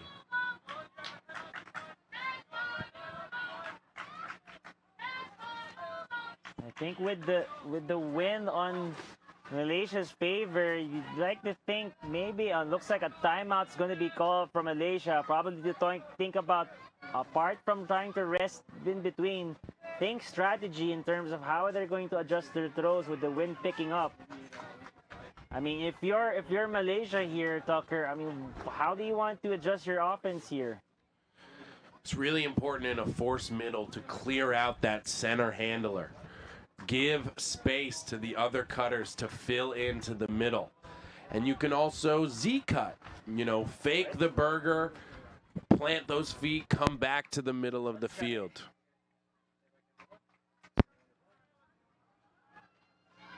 As you said, John, gotta adjust. We see again the wind. Commentary, because again, it's our job here, other than trying to discriminate, because again, it's our job here, other than trying to describe the plays, we want to share the stories of all the nations enjoying this tournament. And here we go. Right on cue, number 44 with a great aggressive cut to get the offense started. Now in the middle of the field, 88 aggressive cut to get the offense started. Now in the middle of the field, 88 with a nice catch. Back to 44. Beautiful work from those handlers. Ooh, a shot towards the sideline, just out of reach for Malaysia. Gotta lock down to get this one back.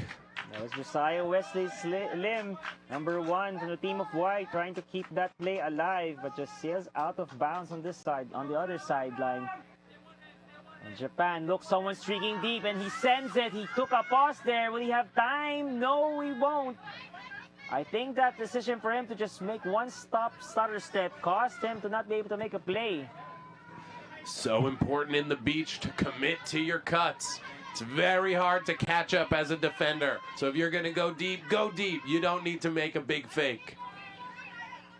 And if you're the handler anyways, if you see that hesitation, you can just opt to swing it. If you see that, oh, diving catch again from Lin, but unable to grab it. Japan gifted again. You can see the Malaysia players breathing heavy here. Bit of a frustrating point as they've had a lot of opportunities to score. 36 with the disc now. Great swing to the middle. Continuation swing gets it to the break side and now into the end zone for Japan. Great horizontal movement, working it all the way to the other side of the field for the score. That's going to make it 9-3 as you look here. The offense gets started with the swing. Another swing and a third one to finish it off. Beautiful job from number 40 to get that one for Japan. And that was number 24, Haruo Minowa, with the assist to number 40, Nanase Kato. And Kato that will bring number 40 scored to 2 goals already in this game.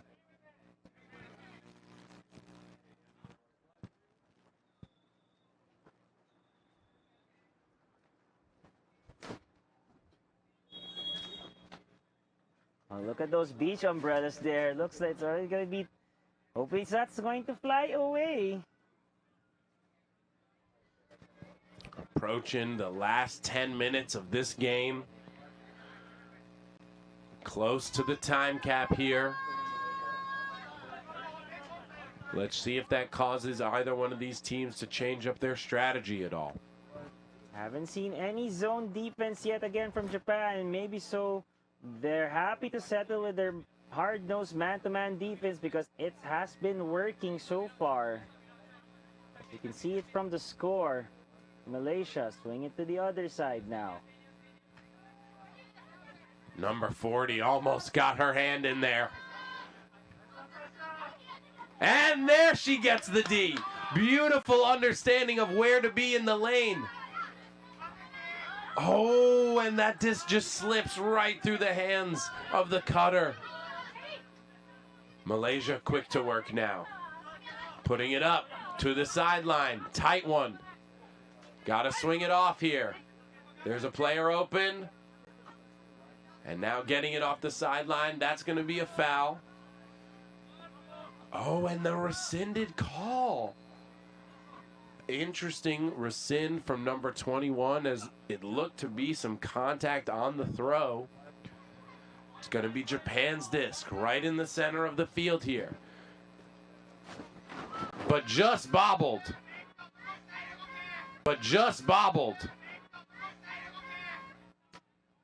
Over number 81 for Malaysia, unable to secure that. Over number 81 for Malaysia, unable to secure that point.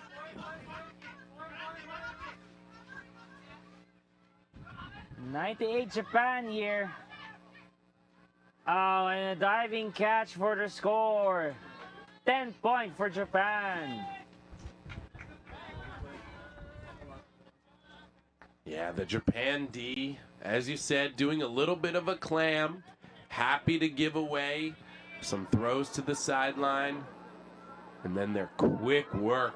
That disc goes down, they pick it up immediately and set up their offense. 98 with another assist and a great layout there.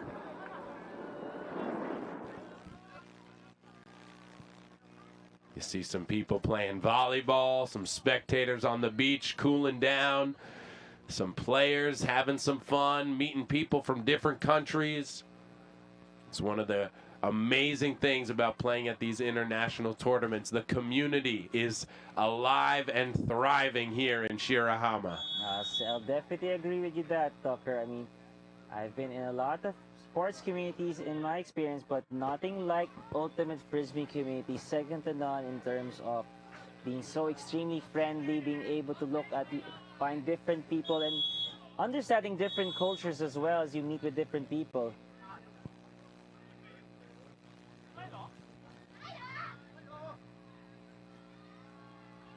Malaysia trying to get their offense started. 44 breaks to the middle. Not quite there, though. Another bidding try by Malaysia. Grab. What a grab. Almost on the sand. That disc nearly died in the wind, but able to get it was Malaysia. And now this one just sailing too high. But 22.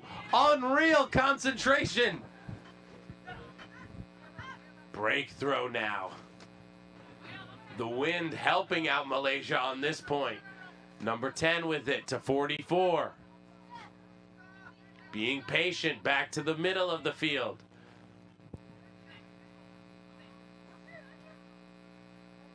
.22 swings it to 88.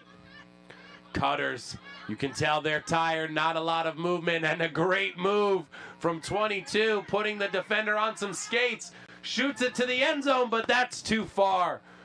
Over the top of the head, but a foul called on the throw. And when there's a foul called regardless On the throw. And when there's a foul called regardless of the completion of the throw, it will go back to the to the handler there. Uncontested by 51, so this is going to go back to the thrower, and the stall will be at 0 as well. A little bit of dancing from Japan. And I think the decision there for Malaysia to throw it there was, seems like fatigue has now been setting in. It's 22 and 88. That was Mok and Chai doing a lot of the grinding work for Malaysia. And someone streaking deep there from Malaysia, but Ops swinging. What a beautiful swing, but just too strong there. He had the upline cut wide open. 88 made a great move. He just wasn't quite looking at him. His body was committed to the dump throw. Here's Japan now with a chance for a break. I wouldn't be surprised if someone streaks long here, but looks like it's going to be... Oh, cheeky pass there. Finally switching up the D for Malaysia as they're setting up a zone. Nice trap. Ooh, a floaty throw right to the middle of the field. Too easy for Japan. They were on the doorstep. They had the receiver, they had the throw, but just unable to convert. And you'd like to think, what if Malaysia tried that earlier in this game? And you see the first look, able to generate the turnover, forcing Japan to make a much quicker throw than they want to. Oh, a hand block at the edge. And 2 hands for security. Japan secures their 11th point. And a pose from Japan added to the celebration montage. Beautiful defense from Japan. Look at this. They're walking up, taps it in. Immediate hand block. Cutting, cutting, cutting. And that's a bookend score for Japan. And that is number 51, Segi Noda, with a bookend score. And you can see the speeding speedboat. Maybe you should come and visit here and I'll take a ride as well. That looks fun over there, Tucker. Japan inching closer to the end here. They've really stifled Malaysia. As you said before, that O-line was breathing heavy and had to work so hard just to move the disc up the field.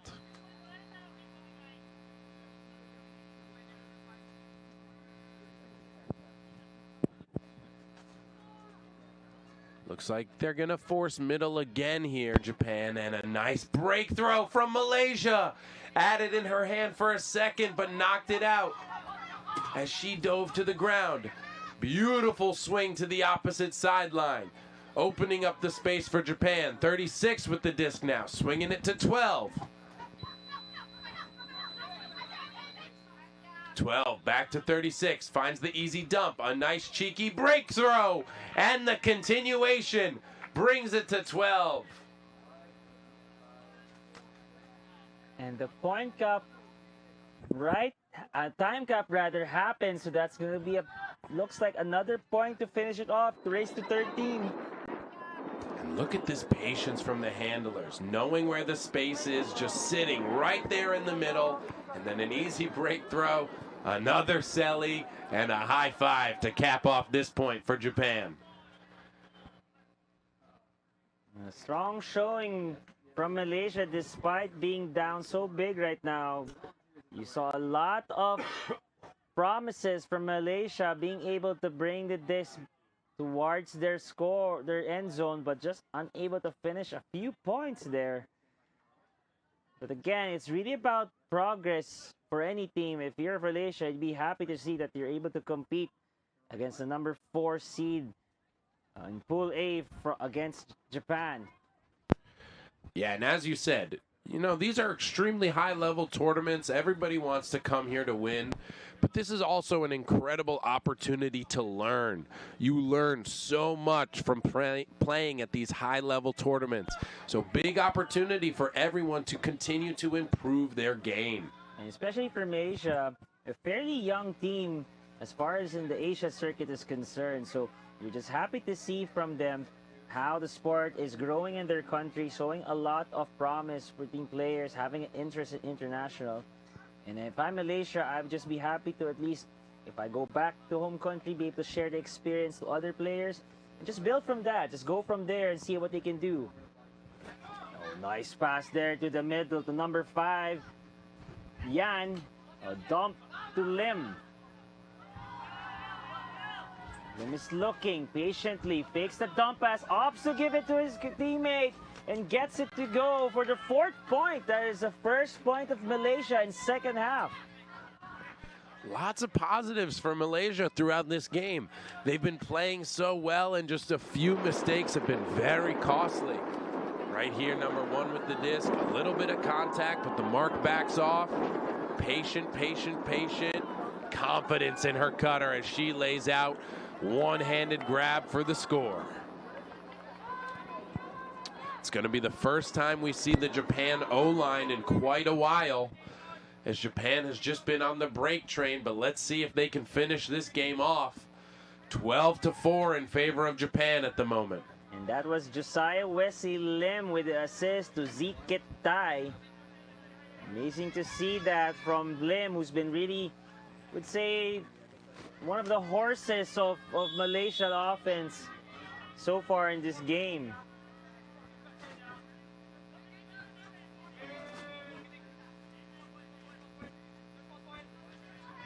Again, this is about pride now. So if you're this Malaysia D-line, you got to be playing with a lot of heart and a lot of fight, as Japan has their foot on the line, set to receive the pull.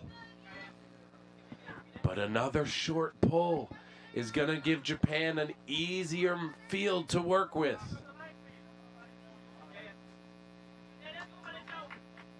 And this is going to be number 64, Kawashima, that's going to pick up disc.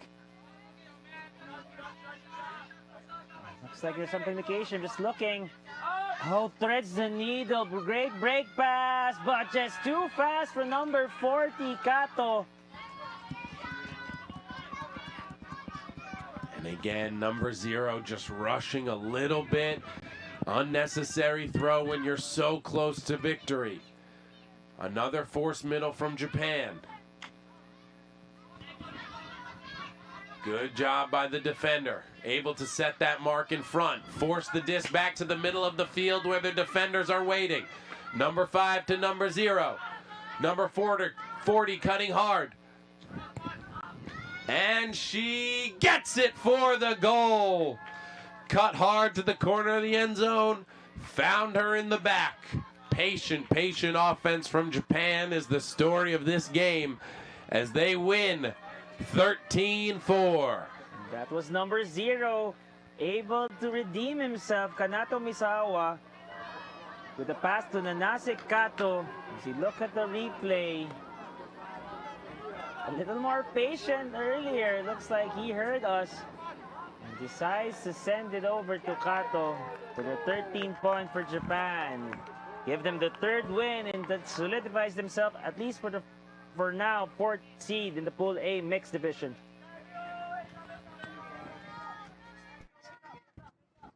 So the next game we have in a few minutes will be, I believe, just checking on the schedule, but looking here at the wins here from Asia Oceanic Beach Ultimate.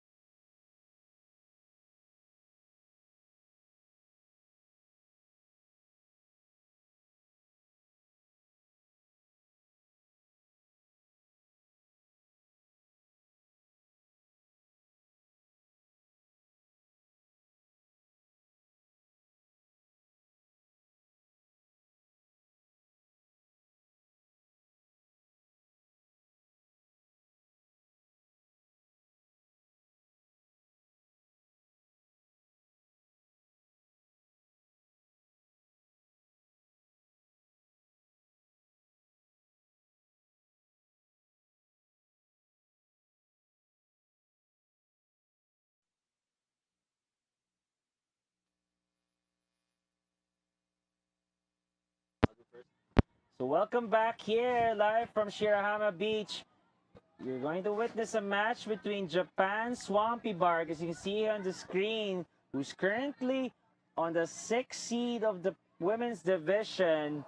And just myself, my name is Jonathan Santos, joined here with Alec Tucker. We were just discussing it a while ago, that the seedings or the win-loss records are all bunched up from seeded number 2 to 6, Tucker. It has been an absolute crazy pool play for the women's division. Again, Swampy Barg originally seeded number 1 in this tournament, dropping all the way to 6. Australia putting up a good fight against so many teams with a 4-2 record as they set to pull. A lot of implications here from the final round robin games here in the women's division. One lose or win here will change the records for both nations. So here Japan Swampy Barg off to the races here. Oh, and they quickly shoot it, but looks like too far from her teammate. Australia has a chance here. A good look. Cutter was there. Just a little too far of the outstretched arm of 13. 28 picking up the disc for Australia. Shoots it to 21. Now to 9, now to 7, all the way down the sideline. Can Japan hold them there? Swinging it back to the middle with number 8. 28 cuts up line beautifully and snags that one out of the air. Looking for 21 as she goes up line, but just off her hands. Japan, chance to secure this first point here. Again, you're seeing this from a lot of the Japan teams. They'll put 4 people in the vertical stack, 1 handler, as they just cut from the top and then fill all the way to the handler position. A nice layout try from Australia, but not quite there. Japan, oh, pass is a little too high for number 5, Yahata. And again, Australia, another chance to get their first point here. Sort of 2 of the same throw, looking deep. As you see here, a good throw, good cut, but just over the head. As we mentioned in the last game, wind really picking up here, playing a factor in these games. Dump to the end zone, number 8. Now swings it to number 7, all the way across the field, but not there. Japan on the doorstep. It's their 3rd opportunity here in this opening point.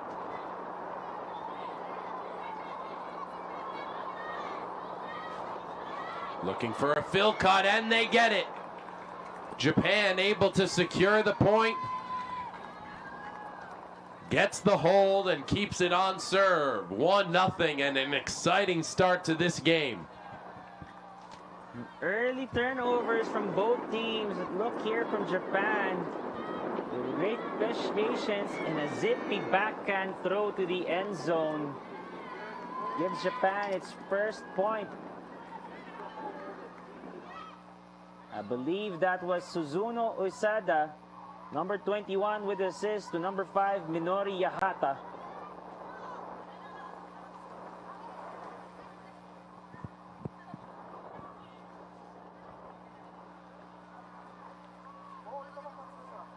Really good start for Japan. Not giving up that break. Now it's their turn on D. Let's see what the Australia offense can do and how they're going to respond. Even though that one sails out of the sideline pretty far up the field, they're choosing to bring it back all the way to the brick. They'd rather start in the center of the field than the sideline. This is number 19, Dominic Simpson, is going to start play for Australia.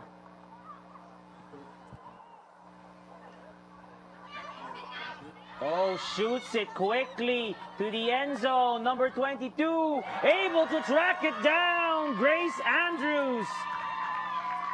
Welcome to your Kodak moment.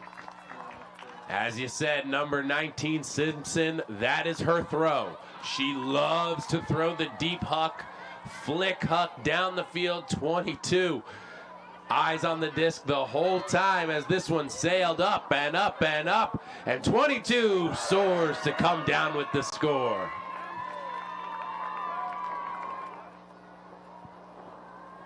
And that's going to be Grace Andrews' 11th point in this tournament, leading the Australian women's team. And Dominic Wilson's 14th assist. Those two have got a connection that no other team may have right now. So we're going to look out for those two players as the game progresses. Really quick response from Australia, making the Japan O-line get right back on the field. D-line had a few opportunities in the last point, but Australia couldn't quite convert. A nice flat pull here, sailing into the middle of the field. Japan working quickly. Staying patient, trying to find a reset. Great defense from Australia, forcing Japan with an error, just as I said. Australia a chance to take the 1-point lead.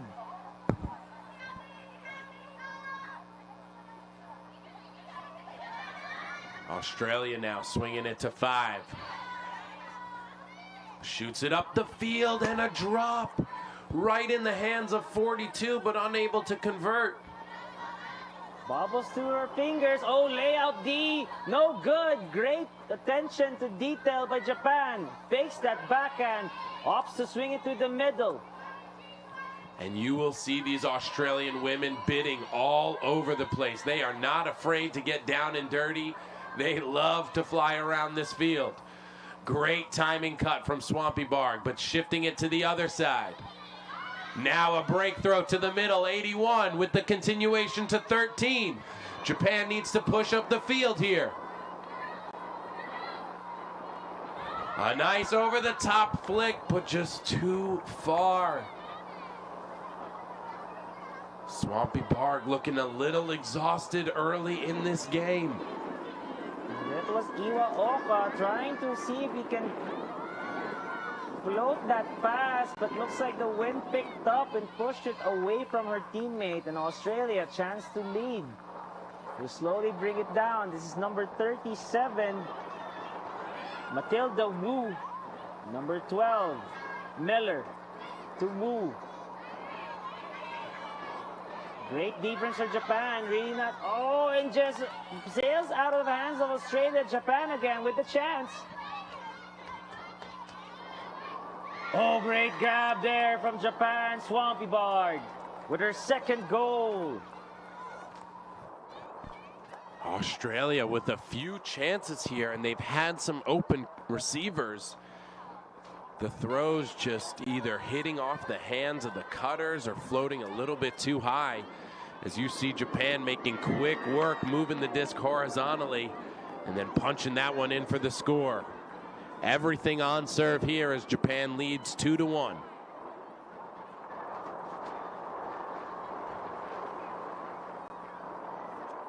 Just going through the roster sheets, apart from Minori Yahata with 14 goals and 6 assists, we also led by Iwaoka with 14 assists and 3 goals. And then number 3, Masami Yoshida with 6 assists and 8 goals. So it's a well-rounded effort from this whole Japanese team, and nothing surprising there. Not just with the women's, but Japanese national team as a whole, always been well-rounded. Nice pull here. Japan trying to set up. Looks like they're going with the zone. Australia says, we don't care. We'll shoot it deep over the top of everyone. But 7 with a great layouts goal. And then another over the top throw to 9. 2 quick points from the Australia O-line. And that was Victoria Battersby with an amazing full extension as he looked at the replay to see that athletic play. Oh, great concentration and even better pass to number 9, Kexin Lee. Again, Japan had sort of a zone wall on that defensive point. One mark, 3 defenders in the center. But Australia quickly identified that and just shot it over the top of everyone. Australia O-line hasn't really been challenged here yet so far.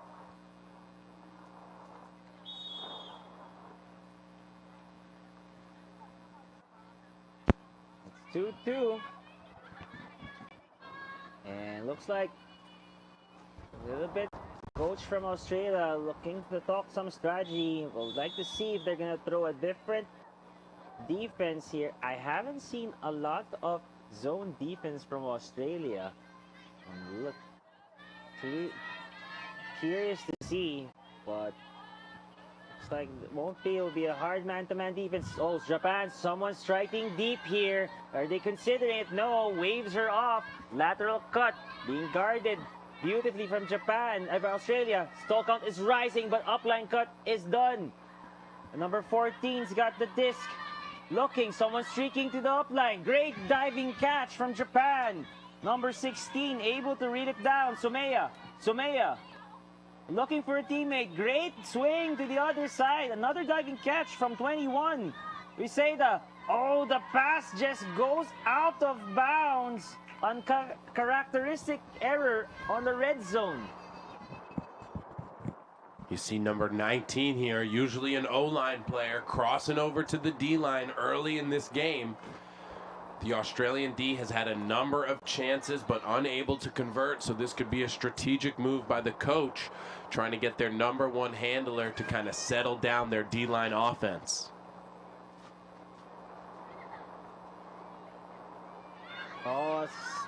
Oh, great pass there. Just lands to number 94, opens up the field. Now she's urging her teammates to come back in. Oh, great catch there from Australia.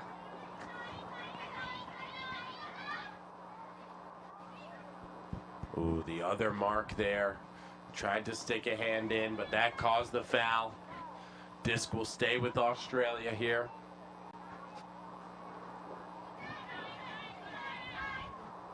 Oh, great sticky hands for Andrews and just chalks it, but looks like goes off her fingers, her hands from 96 Deborah Lee.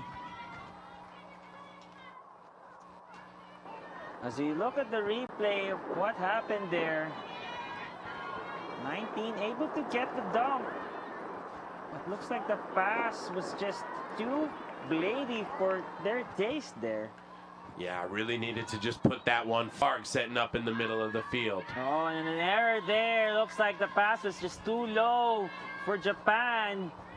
And here again, Grace Andrews slowly jogging to the disc and will start play. Is looking, thinking about that inside pass. Oh, a bladed throw again. It's gonna sail out too much. Not sure. That's the second time Grace Andrews decided to chuck that towards the end zone with a bladed throw.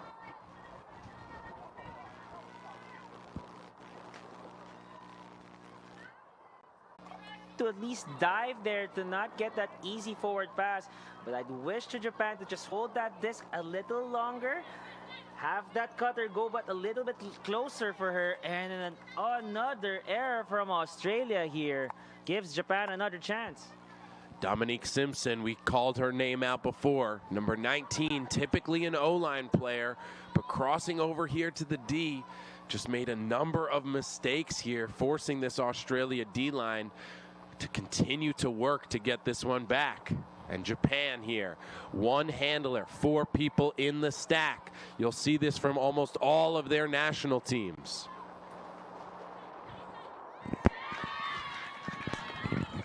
And here we go.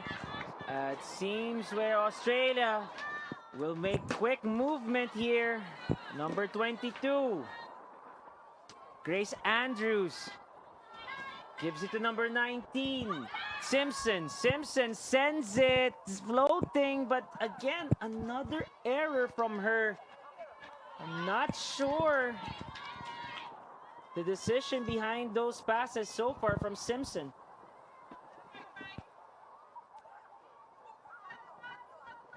If you're the D-line here, though, you have to be happy.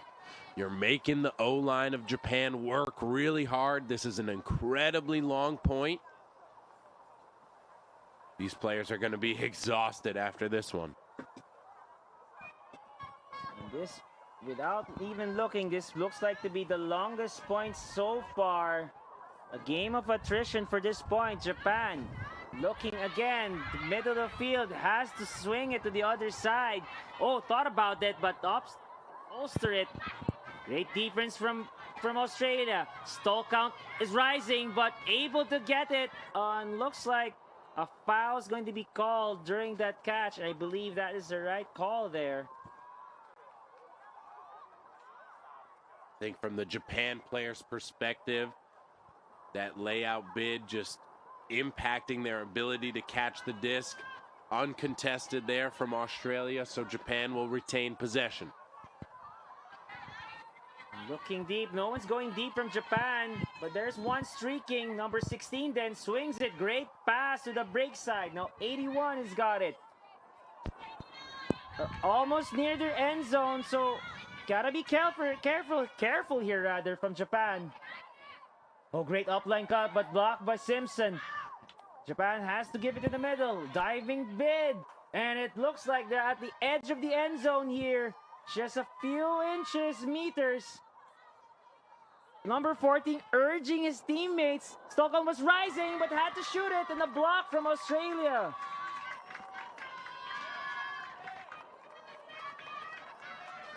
I think that was Simpson making the defensive bid. Again, Australia, another chance to score. Credit to this D-line. They are not giving up on this point. And Japan has something to say about that with number 14 with an insane layout to get this one back for Japan. That was Akari Haruma. Great layout bid.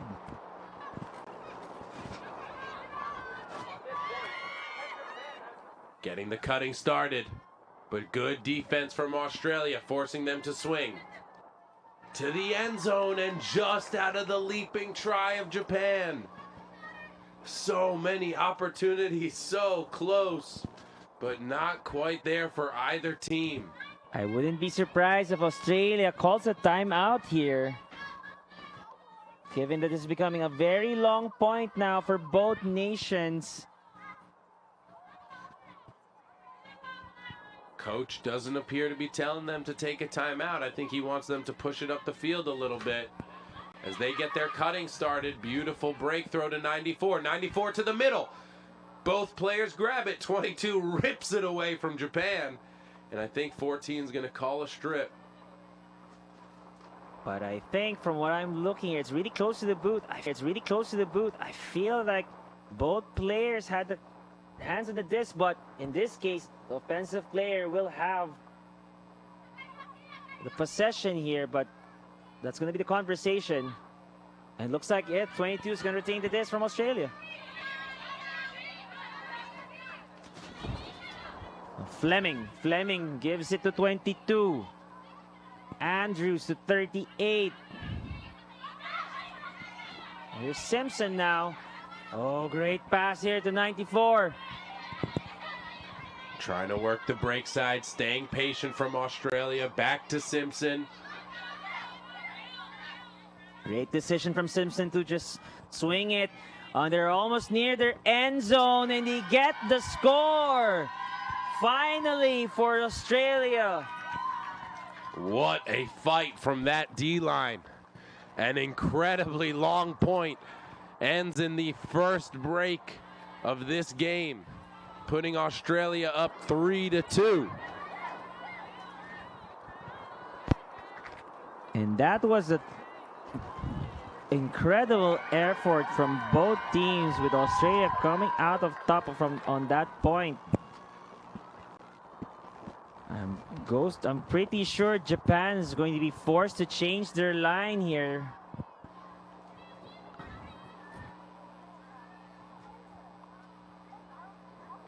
Great effort from Australia. As you said, Japan forced to change up their O-line here, as that was just a long, grinding point. pressure building for Japan here, as you can't let Australia get on a run. And great move from Australia there, putting in Simpson, their offensive line handler, to punch that score for them. And this is going to be more difficult for Japan, as it's against the wind now. But just when I said that, oh, a pass just goes up. And another turnover generated from the Australia team. In the time cap as well. As a Japan in the time cap as well. As a Japan unforced error there. Trying to squeeze point. As he looked there, zigzag moves there. Japan was right. Great defense. Awesome cheer started out from Evie Miller. And just like that, it's 4-2. Two big breaks for Australia to give them a little bit of breathing room.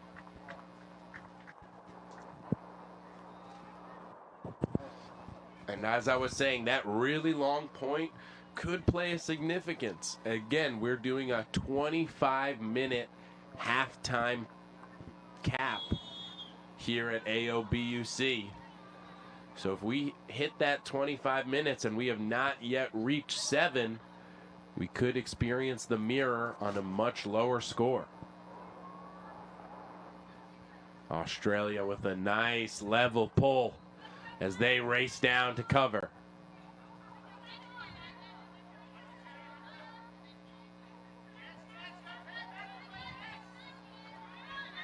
Another deep look, puts up the disc. Great adjustment from Japan to get that. Another bidding try from Australia, but not quite there. Ooh, almost had the breakthrough, but opts for the easy swing. And a hand block from 21, but a foul called. There'll be discussion between Haruma, number 14, Japan, and 21, Jessica Smith from Australia. And as you see this conversation, you can see the height difference. Number 21 just towering over her. Good attempt to try to stop that swing. As they're asking the game advisor for their perspective.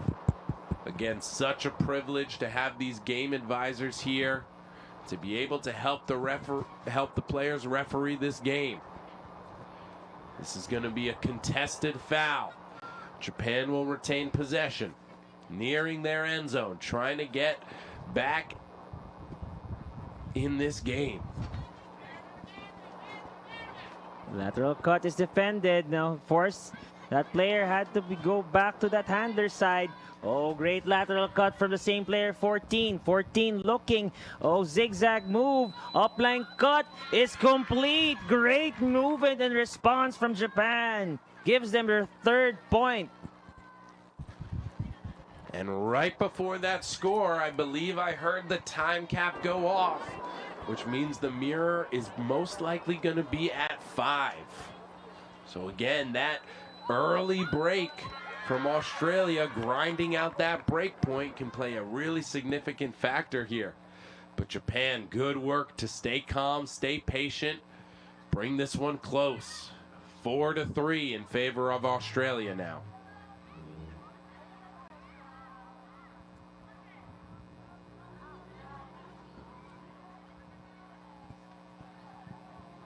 And here Australia, you can see the familiar faces from the O-line. You're going to see Simpson there, and for sure, Grace Andrews will be part of that crew.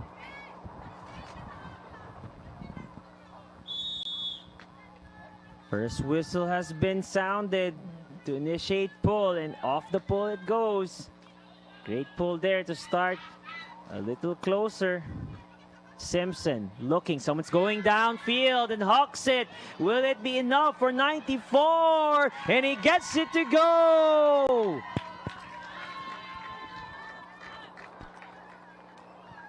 That disc just floated beautifully.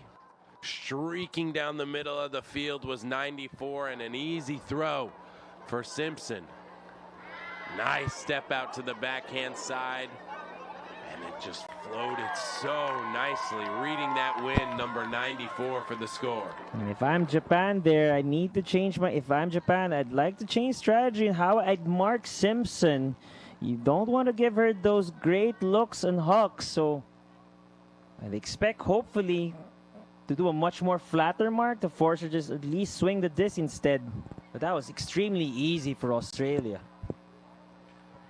And again, with the point cap at 5, or excuse me, the time cap going off, forcing the mirror to be at 5, Australia's going to receive this pull and get another chance on O. That is huge, huge implications for this point. And we'll see if there's going to be adjustments from D.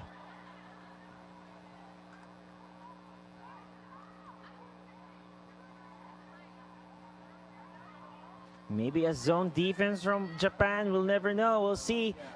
After this pull, it's going to land just beyond the halfway mark of this field. And looks like right on cue. It looks like a zone defense, partner. Not sure yet, as there was a little confusion from Australia whether they were going to pick that one up or take it on the brick, electing to take it on the brick here. Yes, and it looks like you're right. Maybe more of a zone D from Australia. Again, one mark, 3 people in kind of the middle of the field, 1 person poaching deep. And who's going to get this one? And that zone D works in their favor. That deep defender positioning themselves beautifully, not allowing the deep cutter an opportunity to get that disc. And it just played so perfectly to Japan's hands. That zone defense forcing it to the other side. And that's where you want to be if you're the zone defense, forcing that tough pass to the end zone. And the person from the long, guarding the long, perfectly positioned, as you mentioned, Tucker. Australia now, number 12, really putting herself in the lane. Nice positioning there. Trying to shoot it to 81, who sticks up her hand beautifully. Now swinging it to the middle, continuation swing, working it to the break side. Back into the middle of the field, shot deep. Oh, gets it, number 1, able right near the end zone here. This is gonna be huge. Japan punches it through. 4th point. Oh, looks like there's going to be a call, a travel call, so it's going to go momentarily back.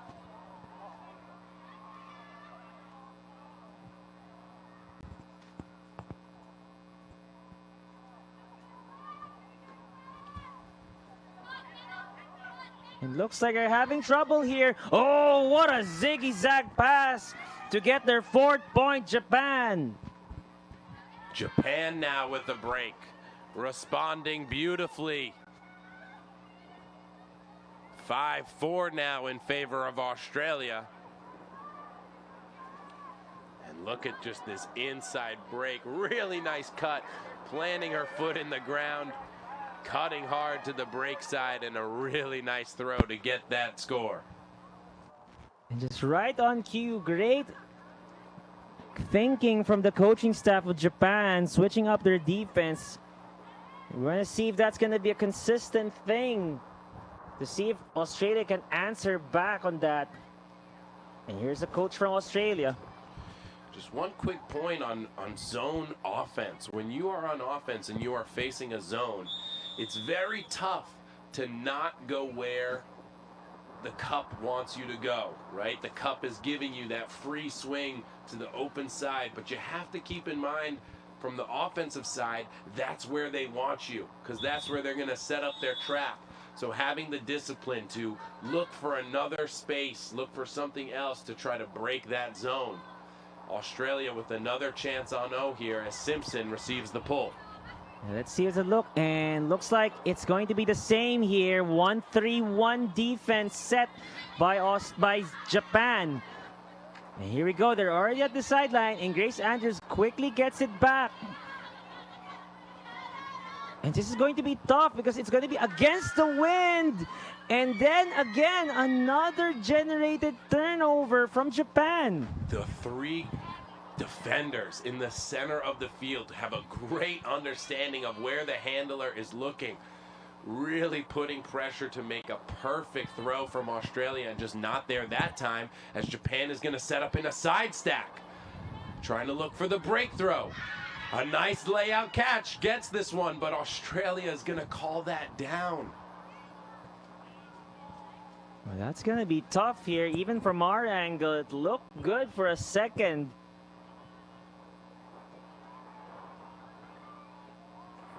And this Japan team has been running the zone against everyone. It's been very effective for them in some crucial points. As you get a look at the catch here, did appear that they had their hip down before the line, as they're trying to say, as they're posing on the sideline there, pleading their case to the Australian player. It looks like Game Advisor will come into play just to provide their observation again.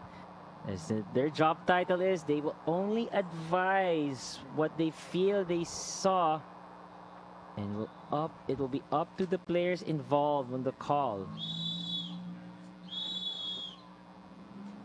And just looking from the motions.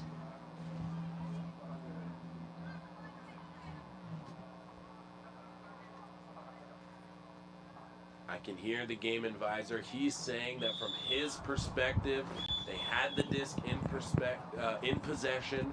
They were inbounds. And now it'll be up between these two nations to discuss what will be the resolution. There will be a second whistle.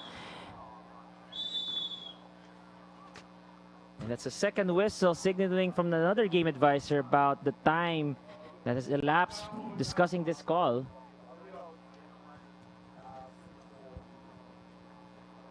And just looking from the comment sections and it looks like it's going to be going back to Japan there. Number 8 from Australia made the call, chose not to take the advice from the game advisor. Back to the Japan thrower as this one continues up the line. Another deep throw. Japan to the end zone, but just out of reach. The wind picked that one up at the last second and took it out of the space of the Japan cutter. And an injury timeout as Simpson is going to make her way to the sideline. Curious to what happened there.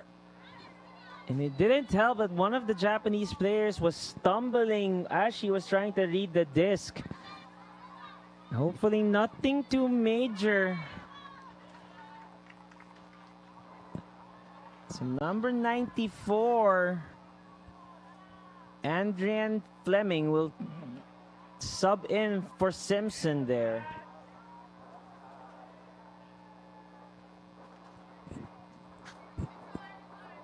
And here, zone defense again. And this is going to be a little bit different as Simpson is not in that line. So curious to see he's going to step up.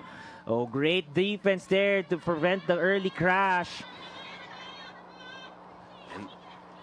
Ooh, and a great throw to get out of the trap. Swinging it to the other sideline now, making the defense work. Can they reset this zone as they're going to work it back to that sideline? And now a long throw goes up, but luckily 21, as tall as a tower, able to get that one. Tall as a tower indeed, and Australia in a good position to answer back on this zone defense. Oh, and a block from Japan!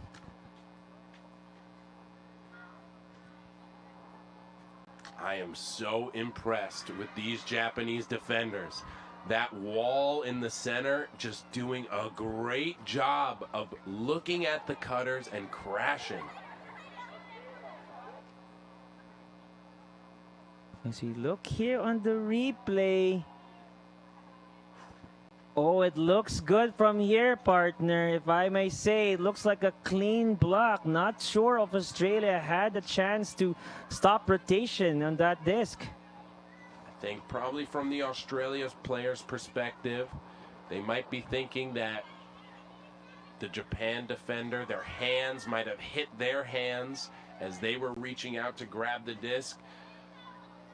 Oh, I do apologize. Then I thought it was a strip that was being called, but if it's a foul, then to your point, then probably that contact forced the turnover. But a contested foul here is going to give the disc back to Australia.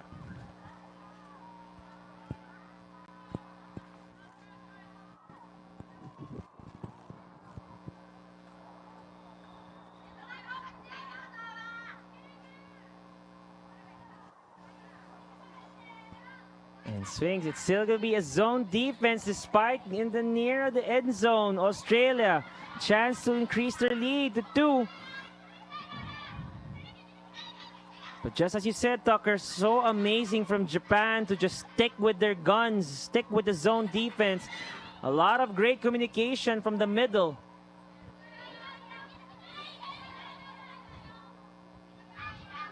Oh, I thought she was going to do that hammer throw, but opts to holster it.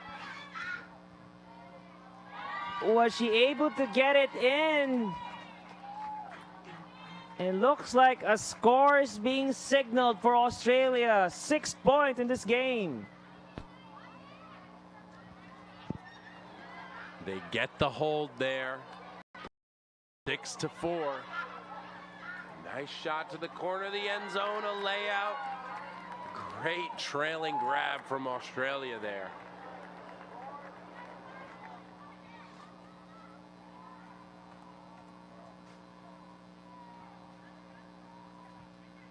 And Japan with amazing defense. Really, really good job on that zone.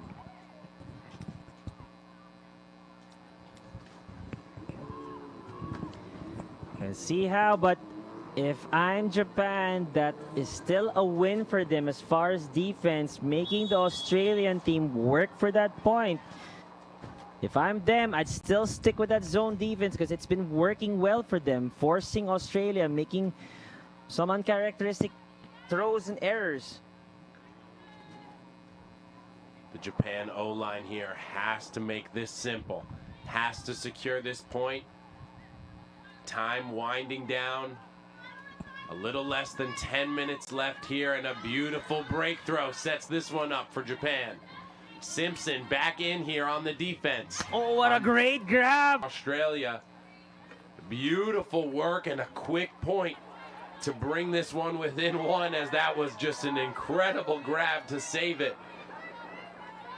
A nice fill cut here over the bidding try of Australia, and then they shot it to the end zone.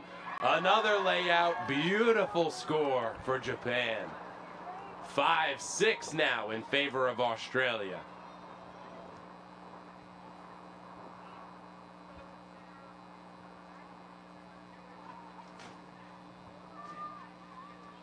And despite the hard-nosed defense from Australia, as you mentioned, great composure to be able to read the play and grab the disc despite the physicality from the women of Australia.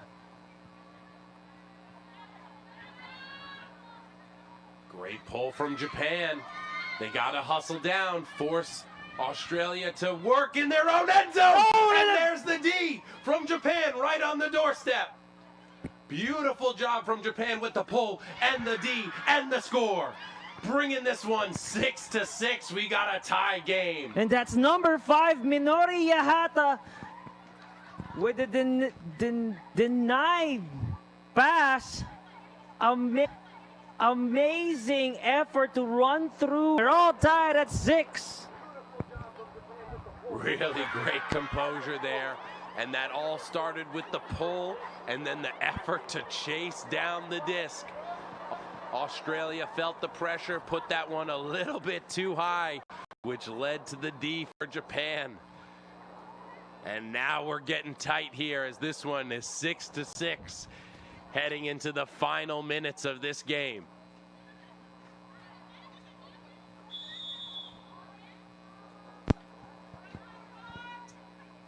But that wouldn't happen if it wasn't from the perfect pull from the Japanese team, forcing that throw or the disc to be just at the back end of the end zone. And we're gonna see. And the pull is off. And Simpson back in here, see what she's going to do. She's going to quickly huck it. Is it going to still be a zone defense? Yes, and she opts to huck it there. Blady throw forces Australia to another turnover. They have no answers yet from the zone defense. And that's going to work well for Japanese team here. Just an amazing adjustment from Japan.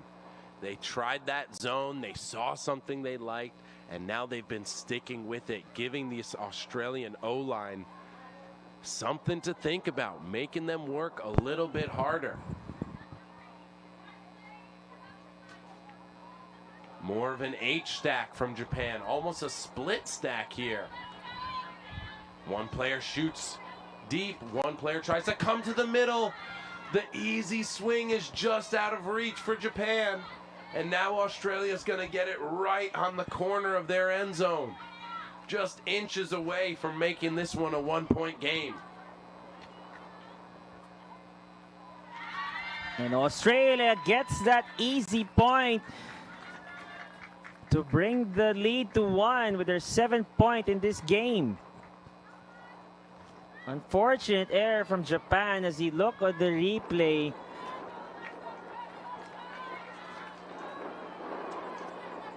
Oh, looks like, yes, it looks like the wind pushed that pass a little further than she'd hoped for. They had a really good initial play. The swing was there, but just unable to convert. Lucky break for Australia as they just threw that one away and gave Japan a chance.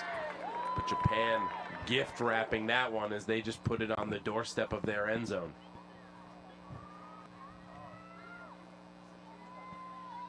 But if you're Japan, nothing to worry about. You've been down 2 points earlier, so you're just happy that you're again just within striking distance to pull out a win. As we said at the start, this game has major implications for... And a quick move in from Japan. Oh, threads the needle, but just too low for Japan. It looks like a game of runs here. It's now Australia's turn to make their own run. And looks like they're gonna stay with man here. Or it doesn't look like they're gonna go to the 2-2-1 zone defense, so to speak, and that forces a turnover. I'm shocked by how rattled Australia is by all these zone Ds. They seem to have no answer and not a clear offensive plan for when a team is throwing a zone on them. And it's a different kind of zone. Earlier we saw it was a 1-3-1, but now it's a 1-2-1, so to speak.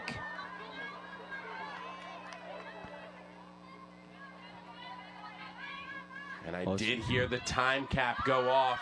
This is going to play a major role. Oh, and just out of reach.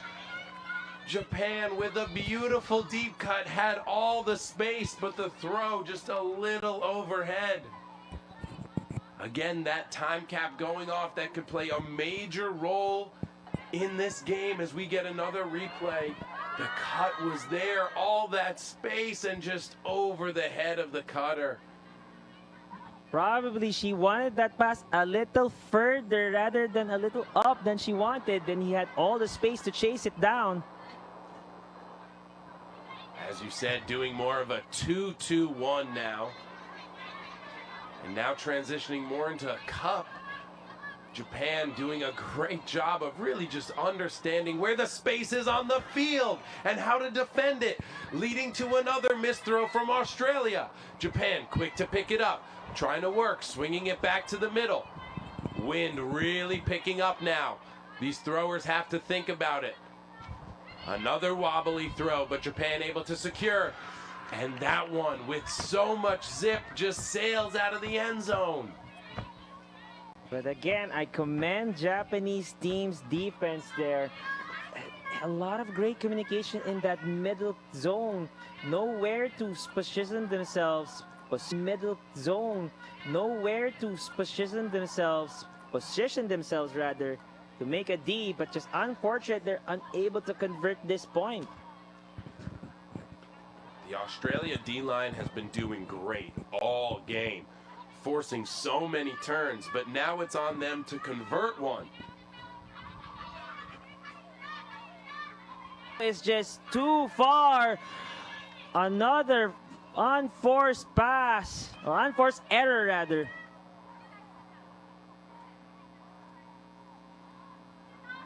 Again, that's what this zone wants. They're leaving that person open because they know how difficult that throw is. Again, look at all that space they had, but the throw just out of bounds as number 21 from Swampy Bark picks up the disc. 42 waiting to tap it in. Big mark here. They're shutting off the arounds. The undercut was wide open, but they didn't see it. Shoots it all the way to the other side of the field for a big dump. Looking to the middle of the field, but now number 1 is clearing out. Another fill comes. Not quite there. Stall count rising. Over the top throw is converted for Japan. 81 with the disc. Looking for a break throw. Swinging it to the open side. A little push pass to 81. And not quite sure what happened there. They hit the disc. The mark hit the disc. The disc still seemed to be floating. The Japan player caught it, but I believe number 12 is going to be saying that that one was down. This is going to be a crucial call here, partner, because they would give Japan be able to tie the game here. So this is going to be a very interesting conversation. And that was such a bang-bang play. And as you said, crucial point, because if Japan scores this, we're going to universe. You can see here in the replay.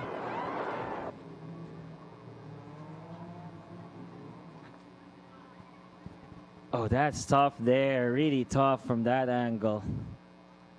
Couldn't quite see it, but 81 dropped so low to the ground that she really gave the mark an opportunity to defend that one.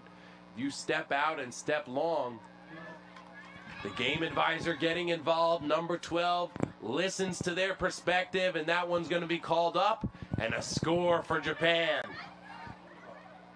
A great spirited conversation between two nations there.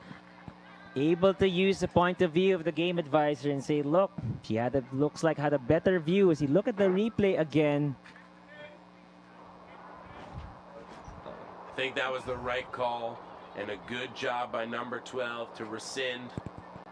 Again, such a privilege to have these game advisors to give their unbiased perspective, to be able to, maintain the spirited conversations and help these players referee the games. And now, we've got a barn burner on our hands as we head into Universe Point. Japan has made an absolutely insane comeback with their defense. And let's see if they stick with that zone and put some pressure on Australia.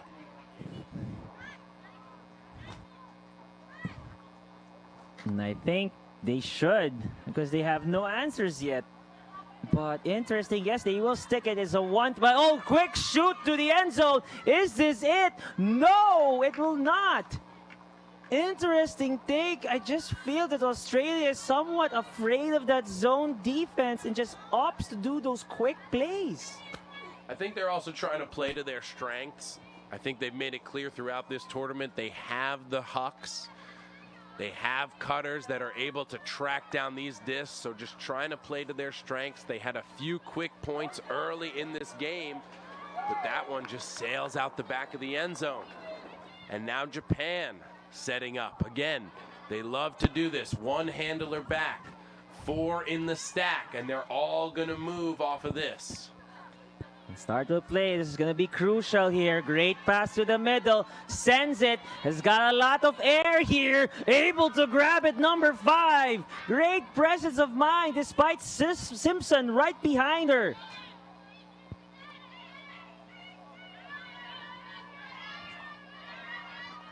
Oh, a call is made, but looks like turnover by Japan. Great defense from Australia.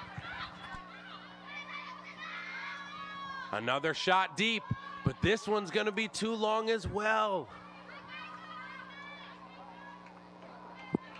Australia throwing away some opportunities here. Have to be a little bit more patient in these critical moments.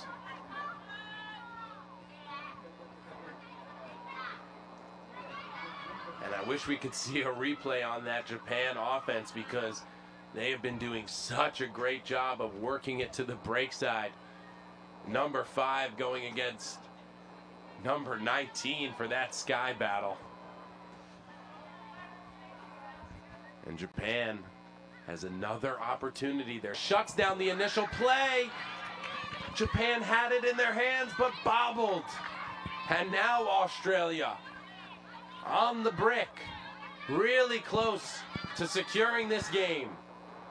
Oh, they're gonna stick with the zone defense, Japan will. They're so close here to get the win. Simpson, floaty pass is complete. Australia comes out on top. Nice job by number 19. Beautiful pass to the end zone, and Australia gets the victory in this tight match. Those 2 early breaks really making a difference as we watch the replay here. Japan sticking with that zone that has been so effective for them. But Simpson staying aggressive, making sure she got this disc, and a nice over-the-top backhand to the back of the end zone. Wins this one for Australia. Amazing game we've witnessed. It is always between these 2 countries that we've seen tightly contested match, and that's gonna go well for us here in the booth, but also the viewers being able to witness such a great match. We'll be coming back here. Next match will be against Philippines and Japan. We'll be right back here with after a short break live from Shirahama Beach.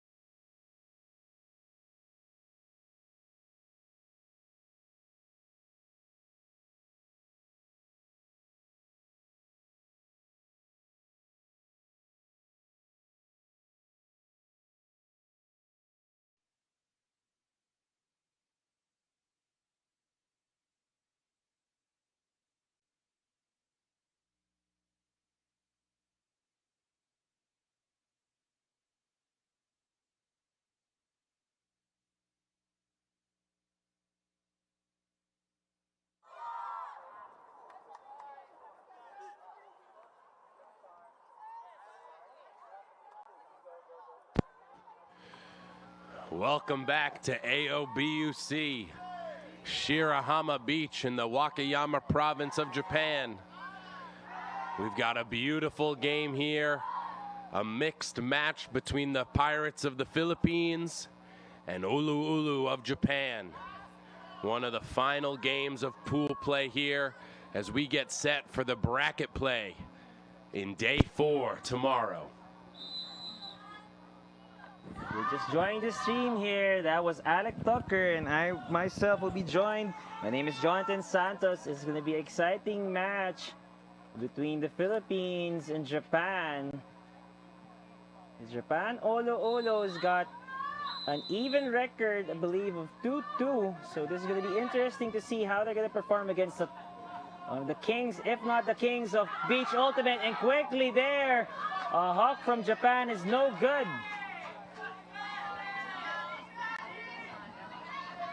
Pirates starting quickly here, working the disc all the way across the field. Back to the middle now. That continuation was shut off and just outside of the bidding try of number 5. Japan now with a chance to keep this one on serve. Pirates sideline getting loud, asking them to force hard, and that force works as the around throw was just too far. Again, starting quickly, fast break offense from the Pirates. All of a sudden, quickly calms it down, but shoots it to the end zone. Filipinas Pirates up 1. Starting off with a break. Nice throw down the line to the end zone.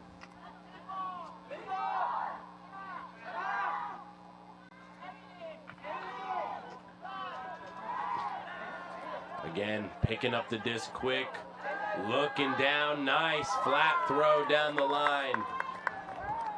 Nice job by the Pirates there, converting on their second break chance.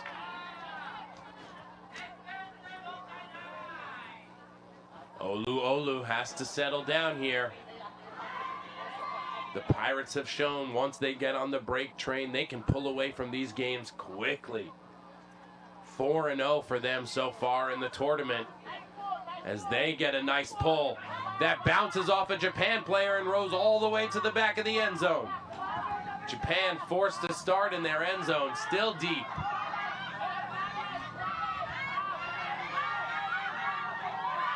Great defense as the sideline is just getting loud, urging their players, everybody calling out the force. Max on the D here, good pressure from the mark. A shot goes up. Max on the D as he jumps up for the sky. Beautiful defensive effort as he picks up the disc. Swings it to number 6.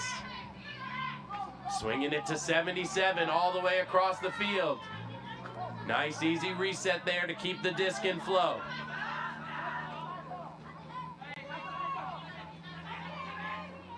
Pirates staying very calm, happy to just play catch with each other. Max streaking down the middle of the field deep. He's all by himself as he gets it near the end zone. Here comes some more Pirates to back him up.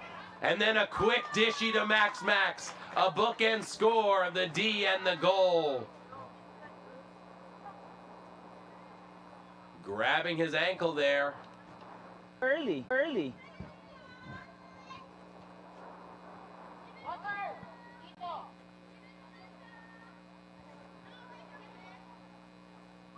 Pull comes up from the Pirates. Again, their sideline being extremely loud. Rain down to defend. Japan forced to start in their own end zone. A deep shot here. Number 3 from Japan trying to get in position. Goes up for it, but unsuccessful. A foul called on 98, but then rescinded. Pirates picking up the disc quickly.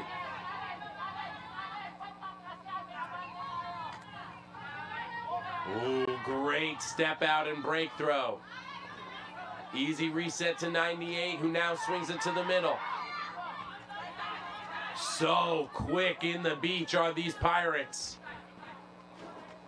Justin now with the disc, shoots it to the end zone, and an easy score. 3 breaks in a row for Philippines. And it's just going to be an incredible uphill battle for Japan Olu. You can see they're trying their might on the long shot games, but the Filipinas Pirates, they are quite adept at the vertical battle, and they are able to hang tough with any nation whatsoever. So it's going to be interesting to see how the Japanese team adjusts their offense.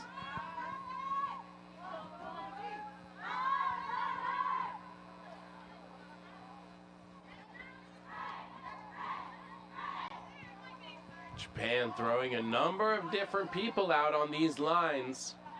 So I'm curious if they have a consistent O-line or if they really just work everyone into the mix here.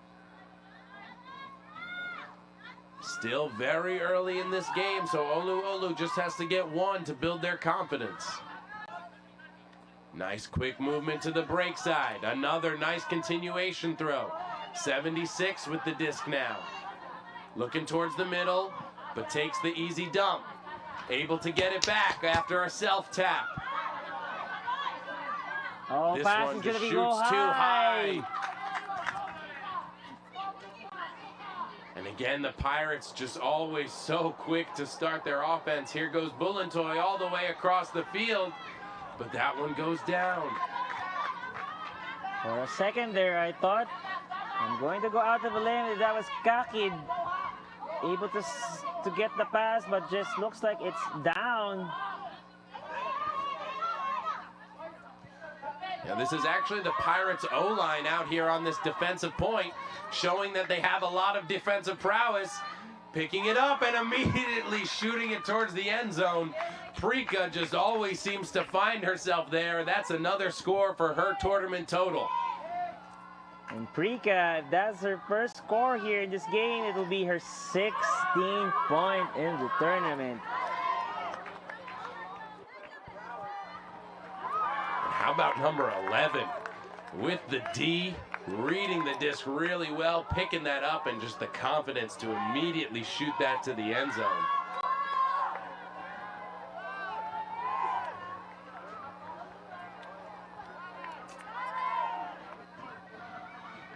And looks like, yes, the Philippines Pirates being led by none other by Bulantoy as well as Prika Kasidsid. These two players have seen a lot of connections so far.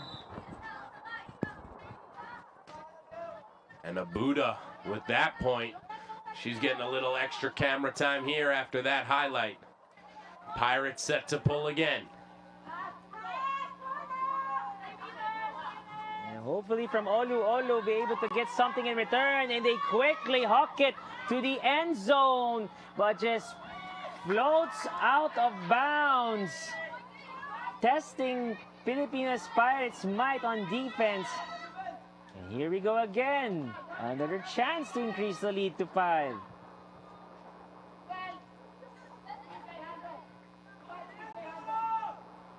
Pirates coach calling out what he wants to see from the stack. Disc tapped in from Japan. Quick work to get it halfway up the field, but that one goes down. Just outside of the bidding try of the Pirates. Olu here, a chance to get their first point. Great upline cut.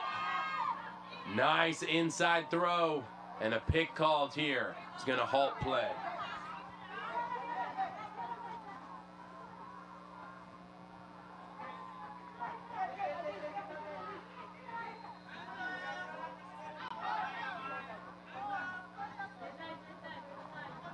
Japan with the wind here. A few deep throws that have just gone slightly out of reach.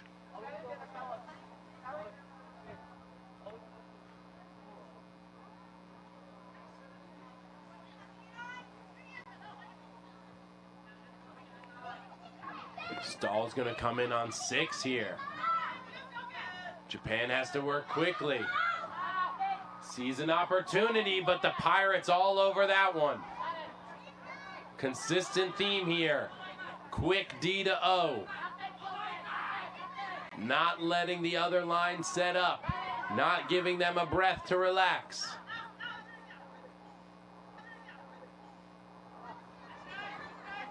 Good patience from 28 not to force that one into the middle. Taking the easy dump. Maintaining possession. Now she cuts all the way across that field to receive this one. Pirates knocking on the door once again.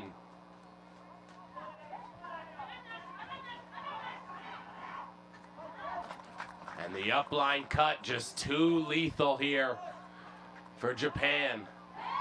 Great movement from the Pilipinas Pirates, just really being patient with the disc, just moving it one side to the other. But also, what I noticed from them is when they cut deep and they don't see, or they being waved up, that deep cutter would immediately either come in or make a lateral cut to get that easy forward pass, a mid-range pass, and just continue the movement. It's something that's always very consistent from the Pilipinas Pirates as well. So exciting to see that they're still able to able to generate offense from that movement. It's a great point. And that really happens because they're committing so hard to their cut. They really make it seem like they're gonna go deep, which allows them the easy under.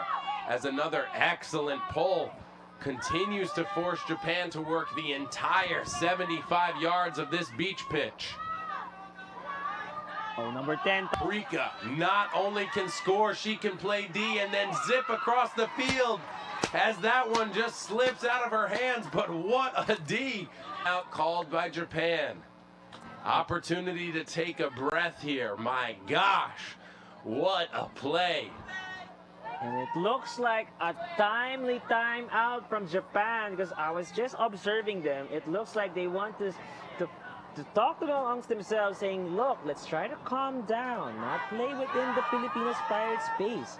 We try to play our own play, as you mentioned from the replay. Great bid from Rika.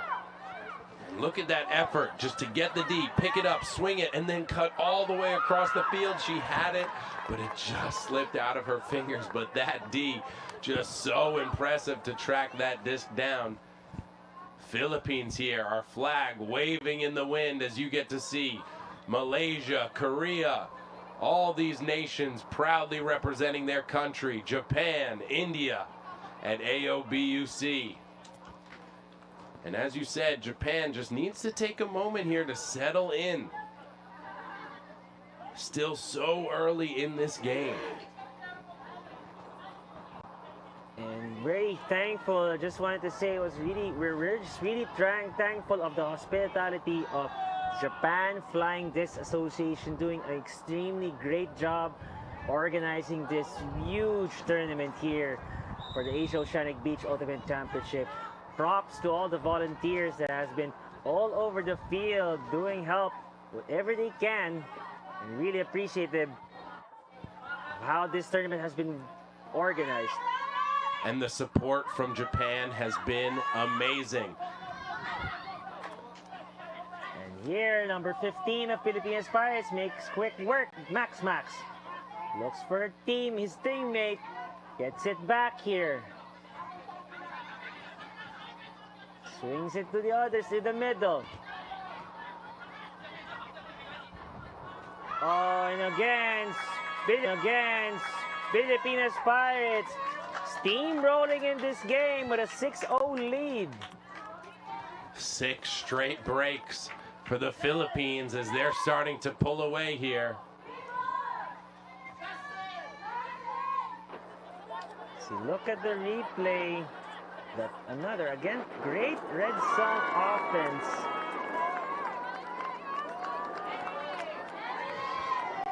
And as we were saying, just a beautiful location here for this amazing tournament. As you get a view of the ocean, this nice white sand. Games taking place here in Shirahama, also in the next town over in Tanabe. And the support from Japan has just been amazing. We had the mayor, the governor here in the opening ceremony. And now the Minister of Tourism is over in Tanabe checking out the spectacle of this sport. Great that you mentioned that, Tucker. I was about to say that as well, but great. It's just, if you're the host country, it's just great to see the support from your government being able to at least support their athletes and also other nations as well about this growing sport that we hope to reach to the general public to really enjoy and see how much this sport has grew over the years. And here we go, Olu trying to get their first point here, 55. Pass it there, there goes a first shot to the end zone and he plucks it out of the air. First point for Olu, Japan. That one made me a little bit nervous as the wind seemed to pick up and speed that disc up. But a beautiful read by the cutter and a great throw. Nice first point for Olu.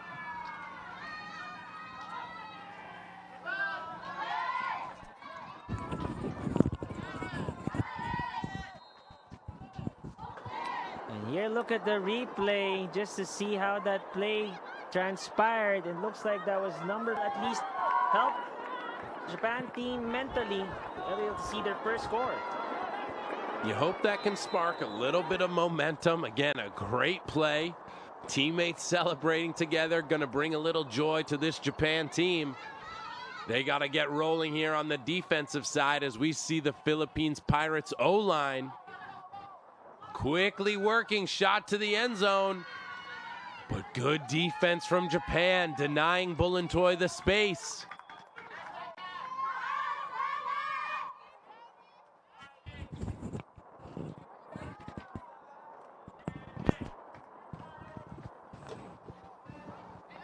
So Japan now is going to have the opportunity for a break. Bulantoy setting up wide, nice big mark. Japan squeezing it into the sideline.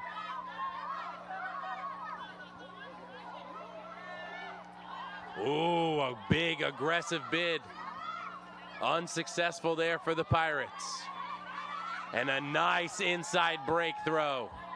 Japan finally rolling here. And an unfortunate drop for 33. Bulantoy quickly picks it up, shot to the end zone, and a score for the Pirates. They take half, 7-1. 7-1 indeed, and a great score from number 26, Jacqueline Gamboa.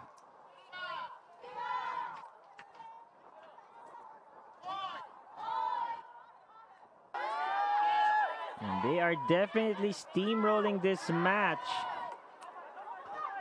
And well expected as they are the kings of beach ultimate in Asia, as they are here to defend their crown from the 2019 AOBUC Championship. Yeah, the Pirates really tested yesterday, and an excellent game versus the India mixed team. If you missed it, you can go watch the replay. AOBUC Day 2 broadcast. I promise you will not be disappointed. That was definitely their biggest challenge so far in this tournament, but now the Pirates seem to be rolling. And this is giving them maybe a little bit of flexibility to maybe allow some of their star players a little bit of rest.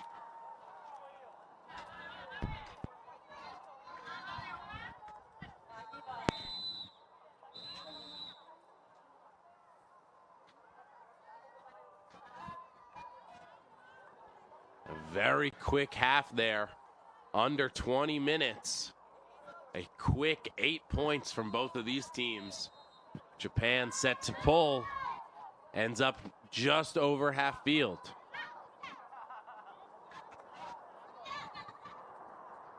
A swing to the middle of the field.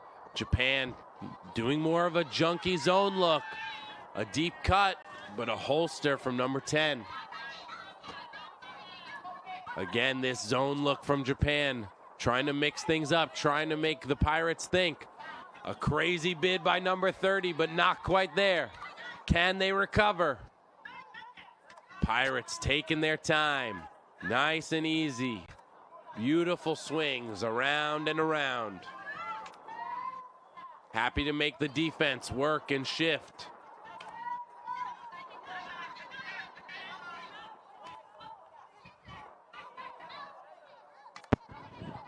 And looks like this is gonna be the first zone defense from Japan here. And looks like it's gonna slow down momentarily the offense, but just like that, Pilipinas Pirates punches their 8th score. Prika putting all of her skills on to the center of the field to find her teammate. 8-1 Pirates. Just amazing of the composure and the skills of Pilipinas Pirates on full display. We hope that Olu has got something to say in terms of making a comeback. And this team, Olu, is being led by number 52, Yoshito Ishimura, who's got 5 assists and 5 goals in this tournament. So we hope to see Ishimura make a play for their team and rally the troops.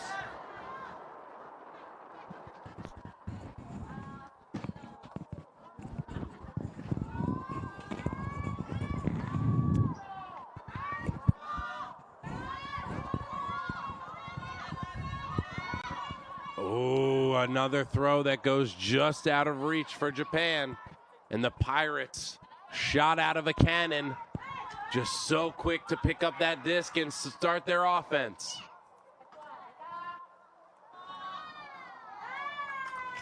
And another point for the Pirates here. Their breaks just dominating this game as they go up 9-1. We haven't even approached the 25th minute mark and they're already at 9 points already. This goes to show how much lethal this Boracay Pirates offense once it gets going. You don't see many teams that play at this pace throughout the entire game. They are just so consistent with how they work. And Bulantoy just had to wait there for that disc. But again, he was the one that started the offense, picked up the disc, swung it to the other side, streaking all the way down the field to get this one. That pull just slightly too far, giving Japan the opportunity to finally set up on the brick and set up a more stable offense.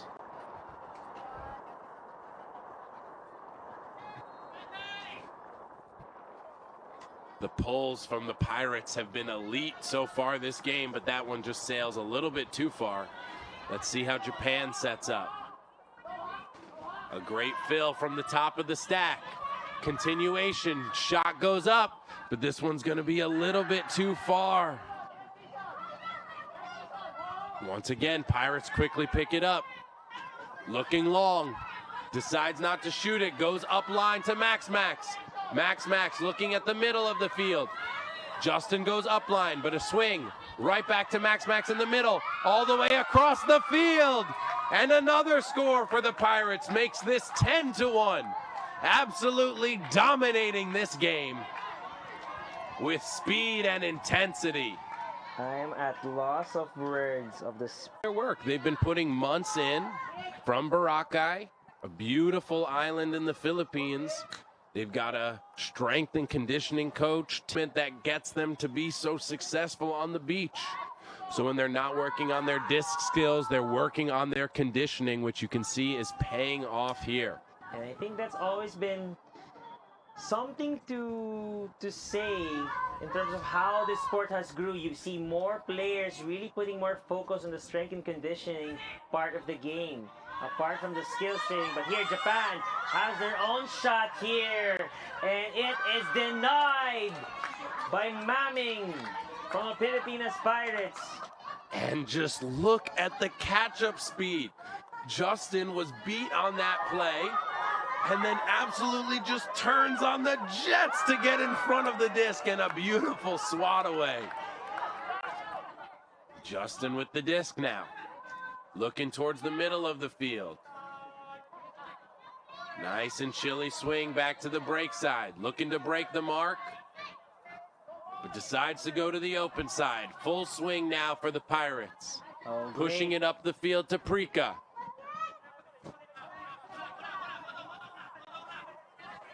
It's an amazing effort from Philippines Pirates, but the pass is too far. But I'm just saying, great attention to detail of cutting long and then getting back in. It's a success of Philippines Pirates, but here, Olu has got a chance here. Number 13, Taniguchi, fakes it. Taniguchi to the sideline. That's number 10, Takahashi. Takahashi looking. Great defense. Oh, has to shoot it. Zigzag, zigzag pass, but gets it. And it will go to Japan for their second score. Amazing display of skills. Some beautiful throws from Japan there as they get a highlight of their own. Some beautiful break throws to set up that cross-field flick for the score.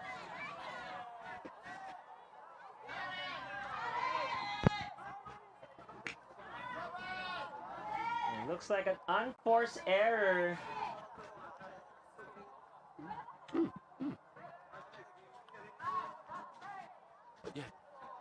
So that looks like an unforced error, very rare from the Philippines Pirates that caused that turnover, but Japan able to take advantage of that.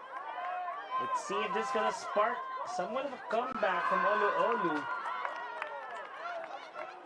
to make it work. And as we've said in some previous games, again, an opportunity to learn at these elite tournaments. So even when you're fighting to come back in this game, there's so many things that you can take away to improve your game. Improve and that. So again, here we go. This will start with none other but than Bolantoy. And giving some other players an opportunity to get some reps and make their mark on this tournament. Reps and make their mark on this tournament.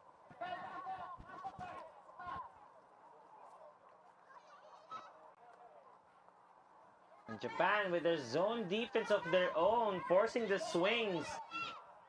And just like that, shoots it. Almost a catch there, but great bother from the Japanese Olu player. And this is the first time that Japan is able to generate a turnover from their D-line. Again, that zone look from Japan has really made the Pirates work. All the Japan team seems to use this strategy. One handler back, 4 people in the stack. Break cut off the start, gets the offense in flow. Nice zigzag, shifty shoulder movement to get that break throw. And now a shot deep. Floating up there, and Japan comes down with it. Here we go, Japan on a little bit of a roll now. 2 in a row, making this one 10-3. Amazing presence of mind from number 23. As you look at the replay, that pass from number 76, Cheng Chai. 22, Yushin Nakao. Great job to read it in, as you mentioned, a little mini run from the Japanese team. Read it in, as you mentioned, a little mini run from the Japanese team. Great effort there. Good read.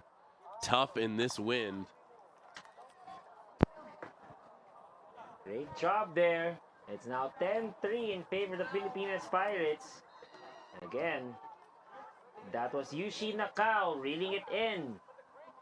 From a pass from Yicheng Chai.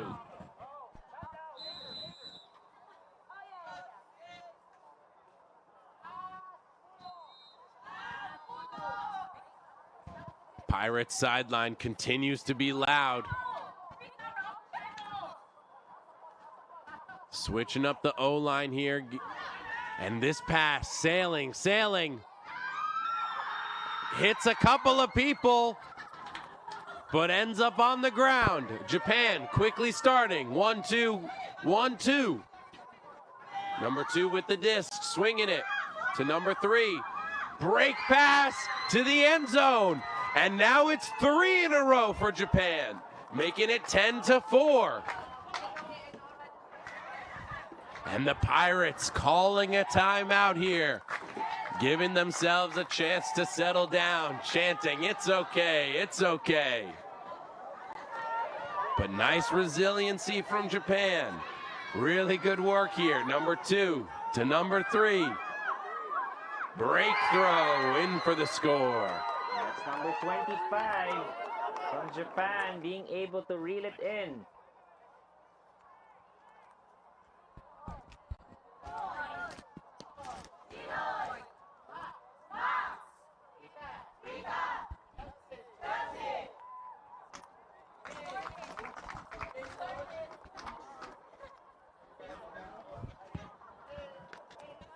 That was number 25, now Asami, being able to get that score for Japan Olu.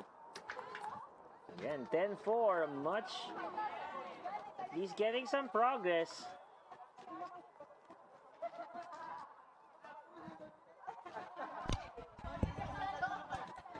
And some really great momentum from Japan there.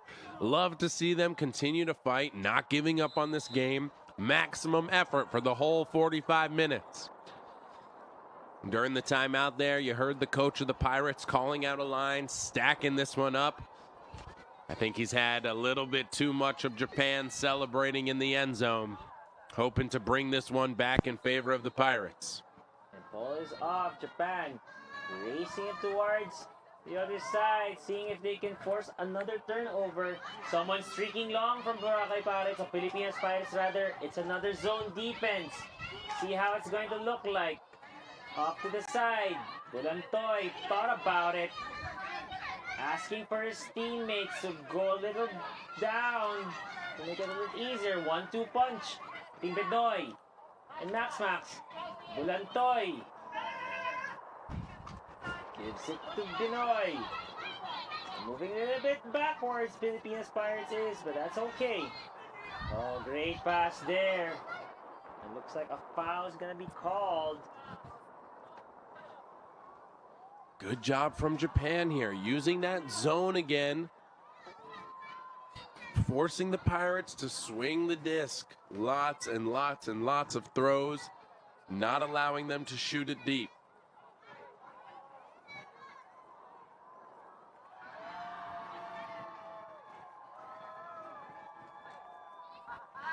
Max with the disc now, swinging it to Bulantoy.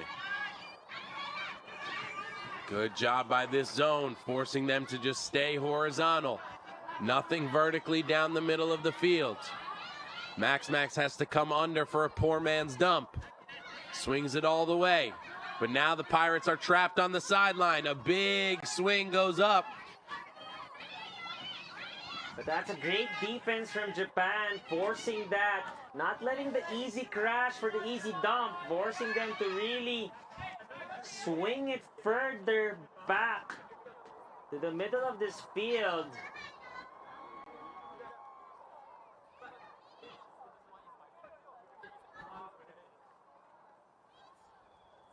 Contact there between the mark and the thrower. Just a little bit of discussion. The mark saying they're just moving side to side.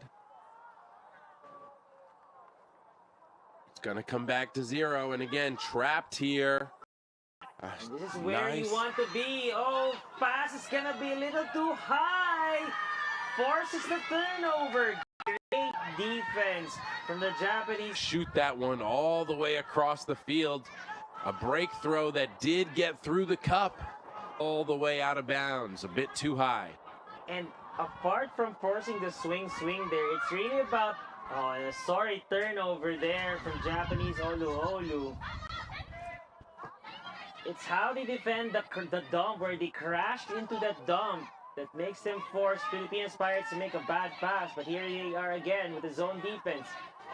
It's Max and Benoy. Benoy again here in the sideline. Oh, and an easy score there. Filipinas Pirates with their 11th point. Who other than Prika?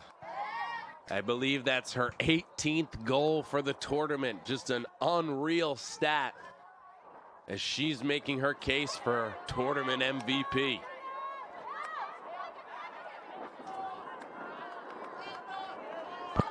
And excellent to see they're not allowing this to stay quite long from this, especially on the sideline. You see that once Binoy caught it, when he saw Bulantoy open in the middle, no hesitation sending it over there, and then they get the separation and score that they need.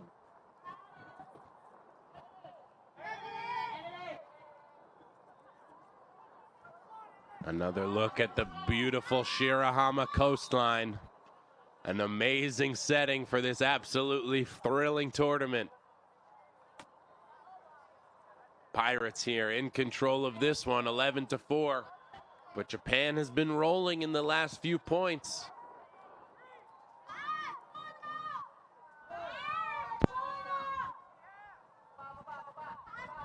Here's Japanese Olu again. Trying to get some momentum here. Great pass to number 24, Yoshida. Looking forward, looking for some help. Oh, looks like Stolkov is rising, forced to make a play here. Japanese play, and it looks like it's gonna stay. It's gonna stay in, able to tip it in the play. Amazing concentration from number 13, Akihiro Taniguchi. Wow, what a throw. Corner of the end zone. So much trust as they're giving a thumbs up to the camera. Hi, Mom. Or Dad. Great, as you look at the replay, Stolkov was rising, had no other choice to send it there. And even with great concentration, despite... Oh, that was so close, partner. Wow, what a toe drag. An amazing concentration, one-handed grab. Pirates defender looked like they had a chance at that one, but again, this wind has just been a little bit hard to read. It's constantly changing throughout the day.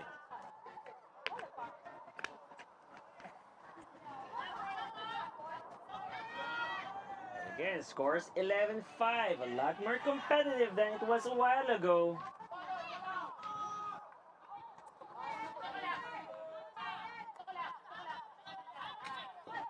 Oh, and a turnover from 28, not good there. That was Karen Grace Arban. Another chance for Olu to inch closer. Someone sprinting deep, she sends it. That's a lot of air here. One-on-one battle is going to be won, but looks like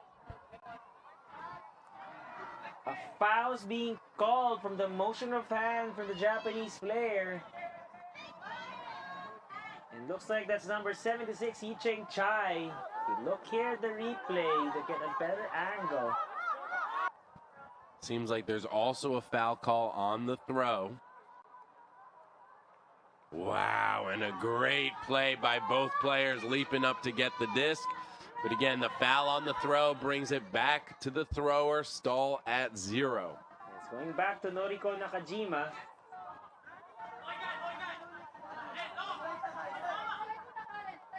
Oh, and she also calls it another again. Able to get it at the edge of the end zone.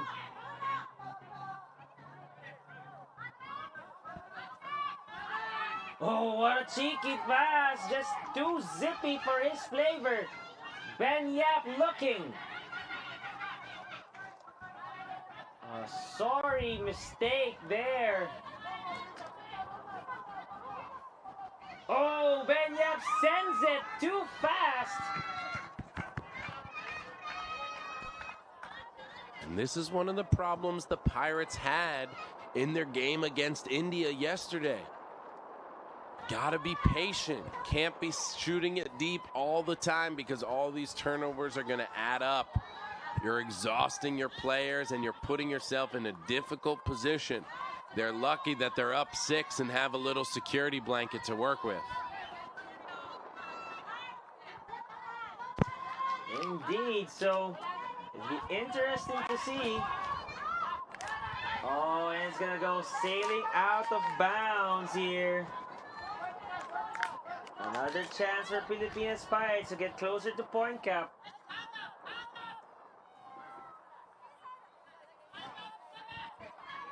Oh, Yap looking for a push pass. Nice break throw all the way around. Sets up that easy throw to the end zone. But a foul being called here. Oh, a stall being called. All the way back at the thrower.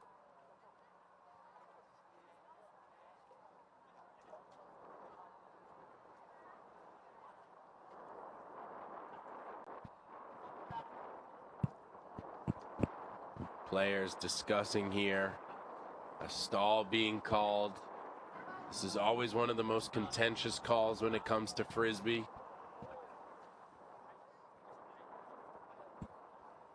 Game advisor getting involved. You can hear the players talking beautifully, saying, from my perspective, this is what happens. That's a great way to communicate with your opponent.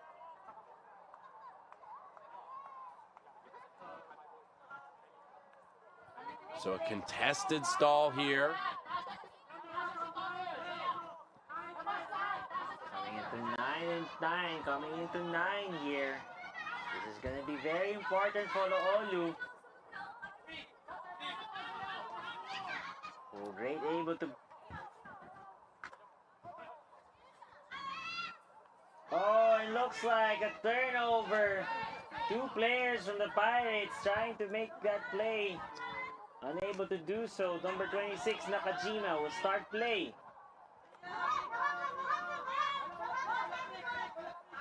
That's Chai. Chai sends it deep. Oh, but the Japanese player stumbles on her feet. 76, Yi Cheng had a great power position there. Nice aggressive cutting from Japan. Much better than what we saw earlier in the game. They've really stepped it up here in the second half.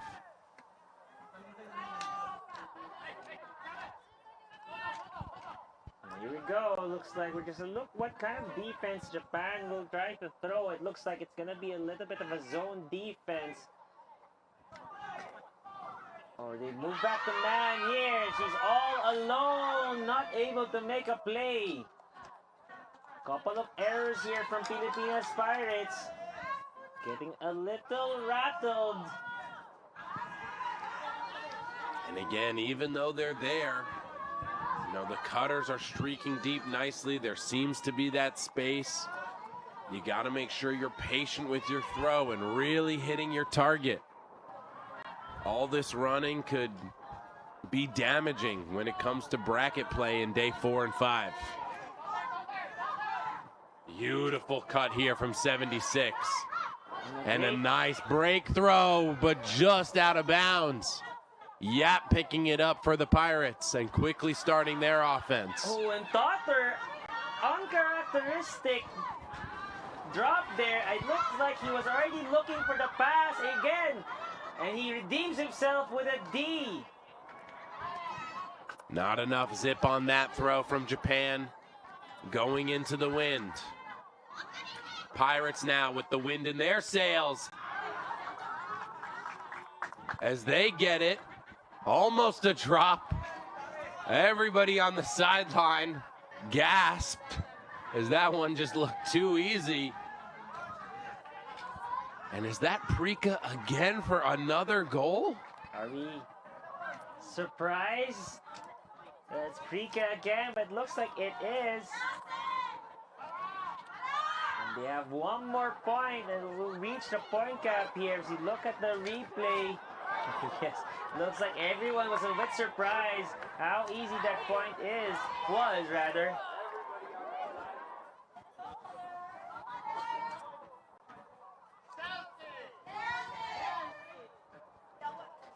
About midday here, as we've got a number of games coming up after this.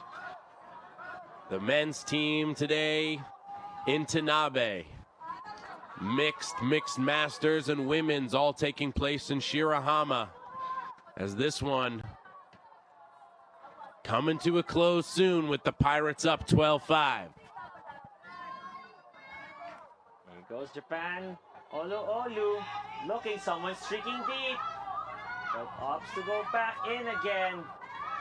Oh, great grab from the Japanese player, 55.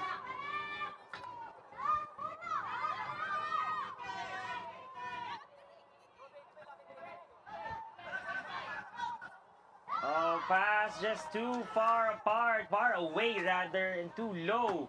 And here we go, Philippines Pirates, chance to close this book. It's Maming. Oh, and it looks like they are able to punch it in. Filipinas Pirates notches another win.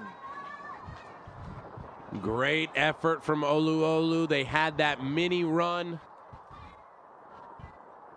Nice adjustments from the D, but it was just a little too late as the Pirates D-line was just shot out of a cannon at the start of this game. 6 straight breaks, which really helped them pull away early. And just shows the sheer dominance of the Filipinas Pirates from start to finish.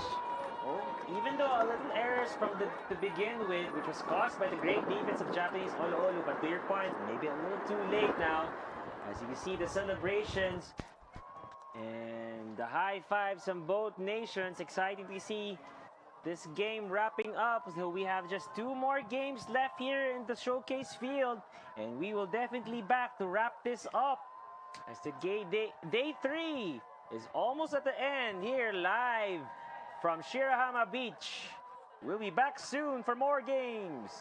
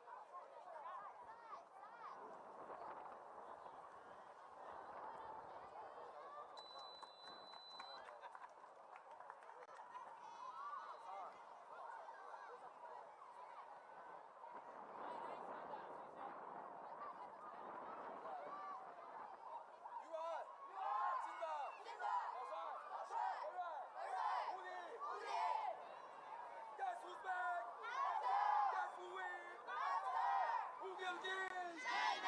One, two, three!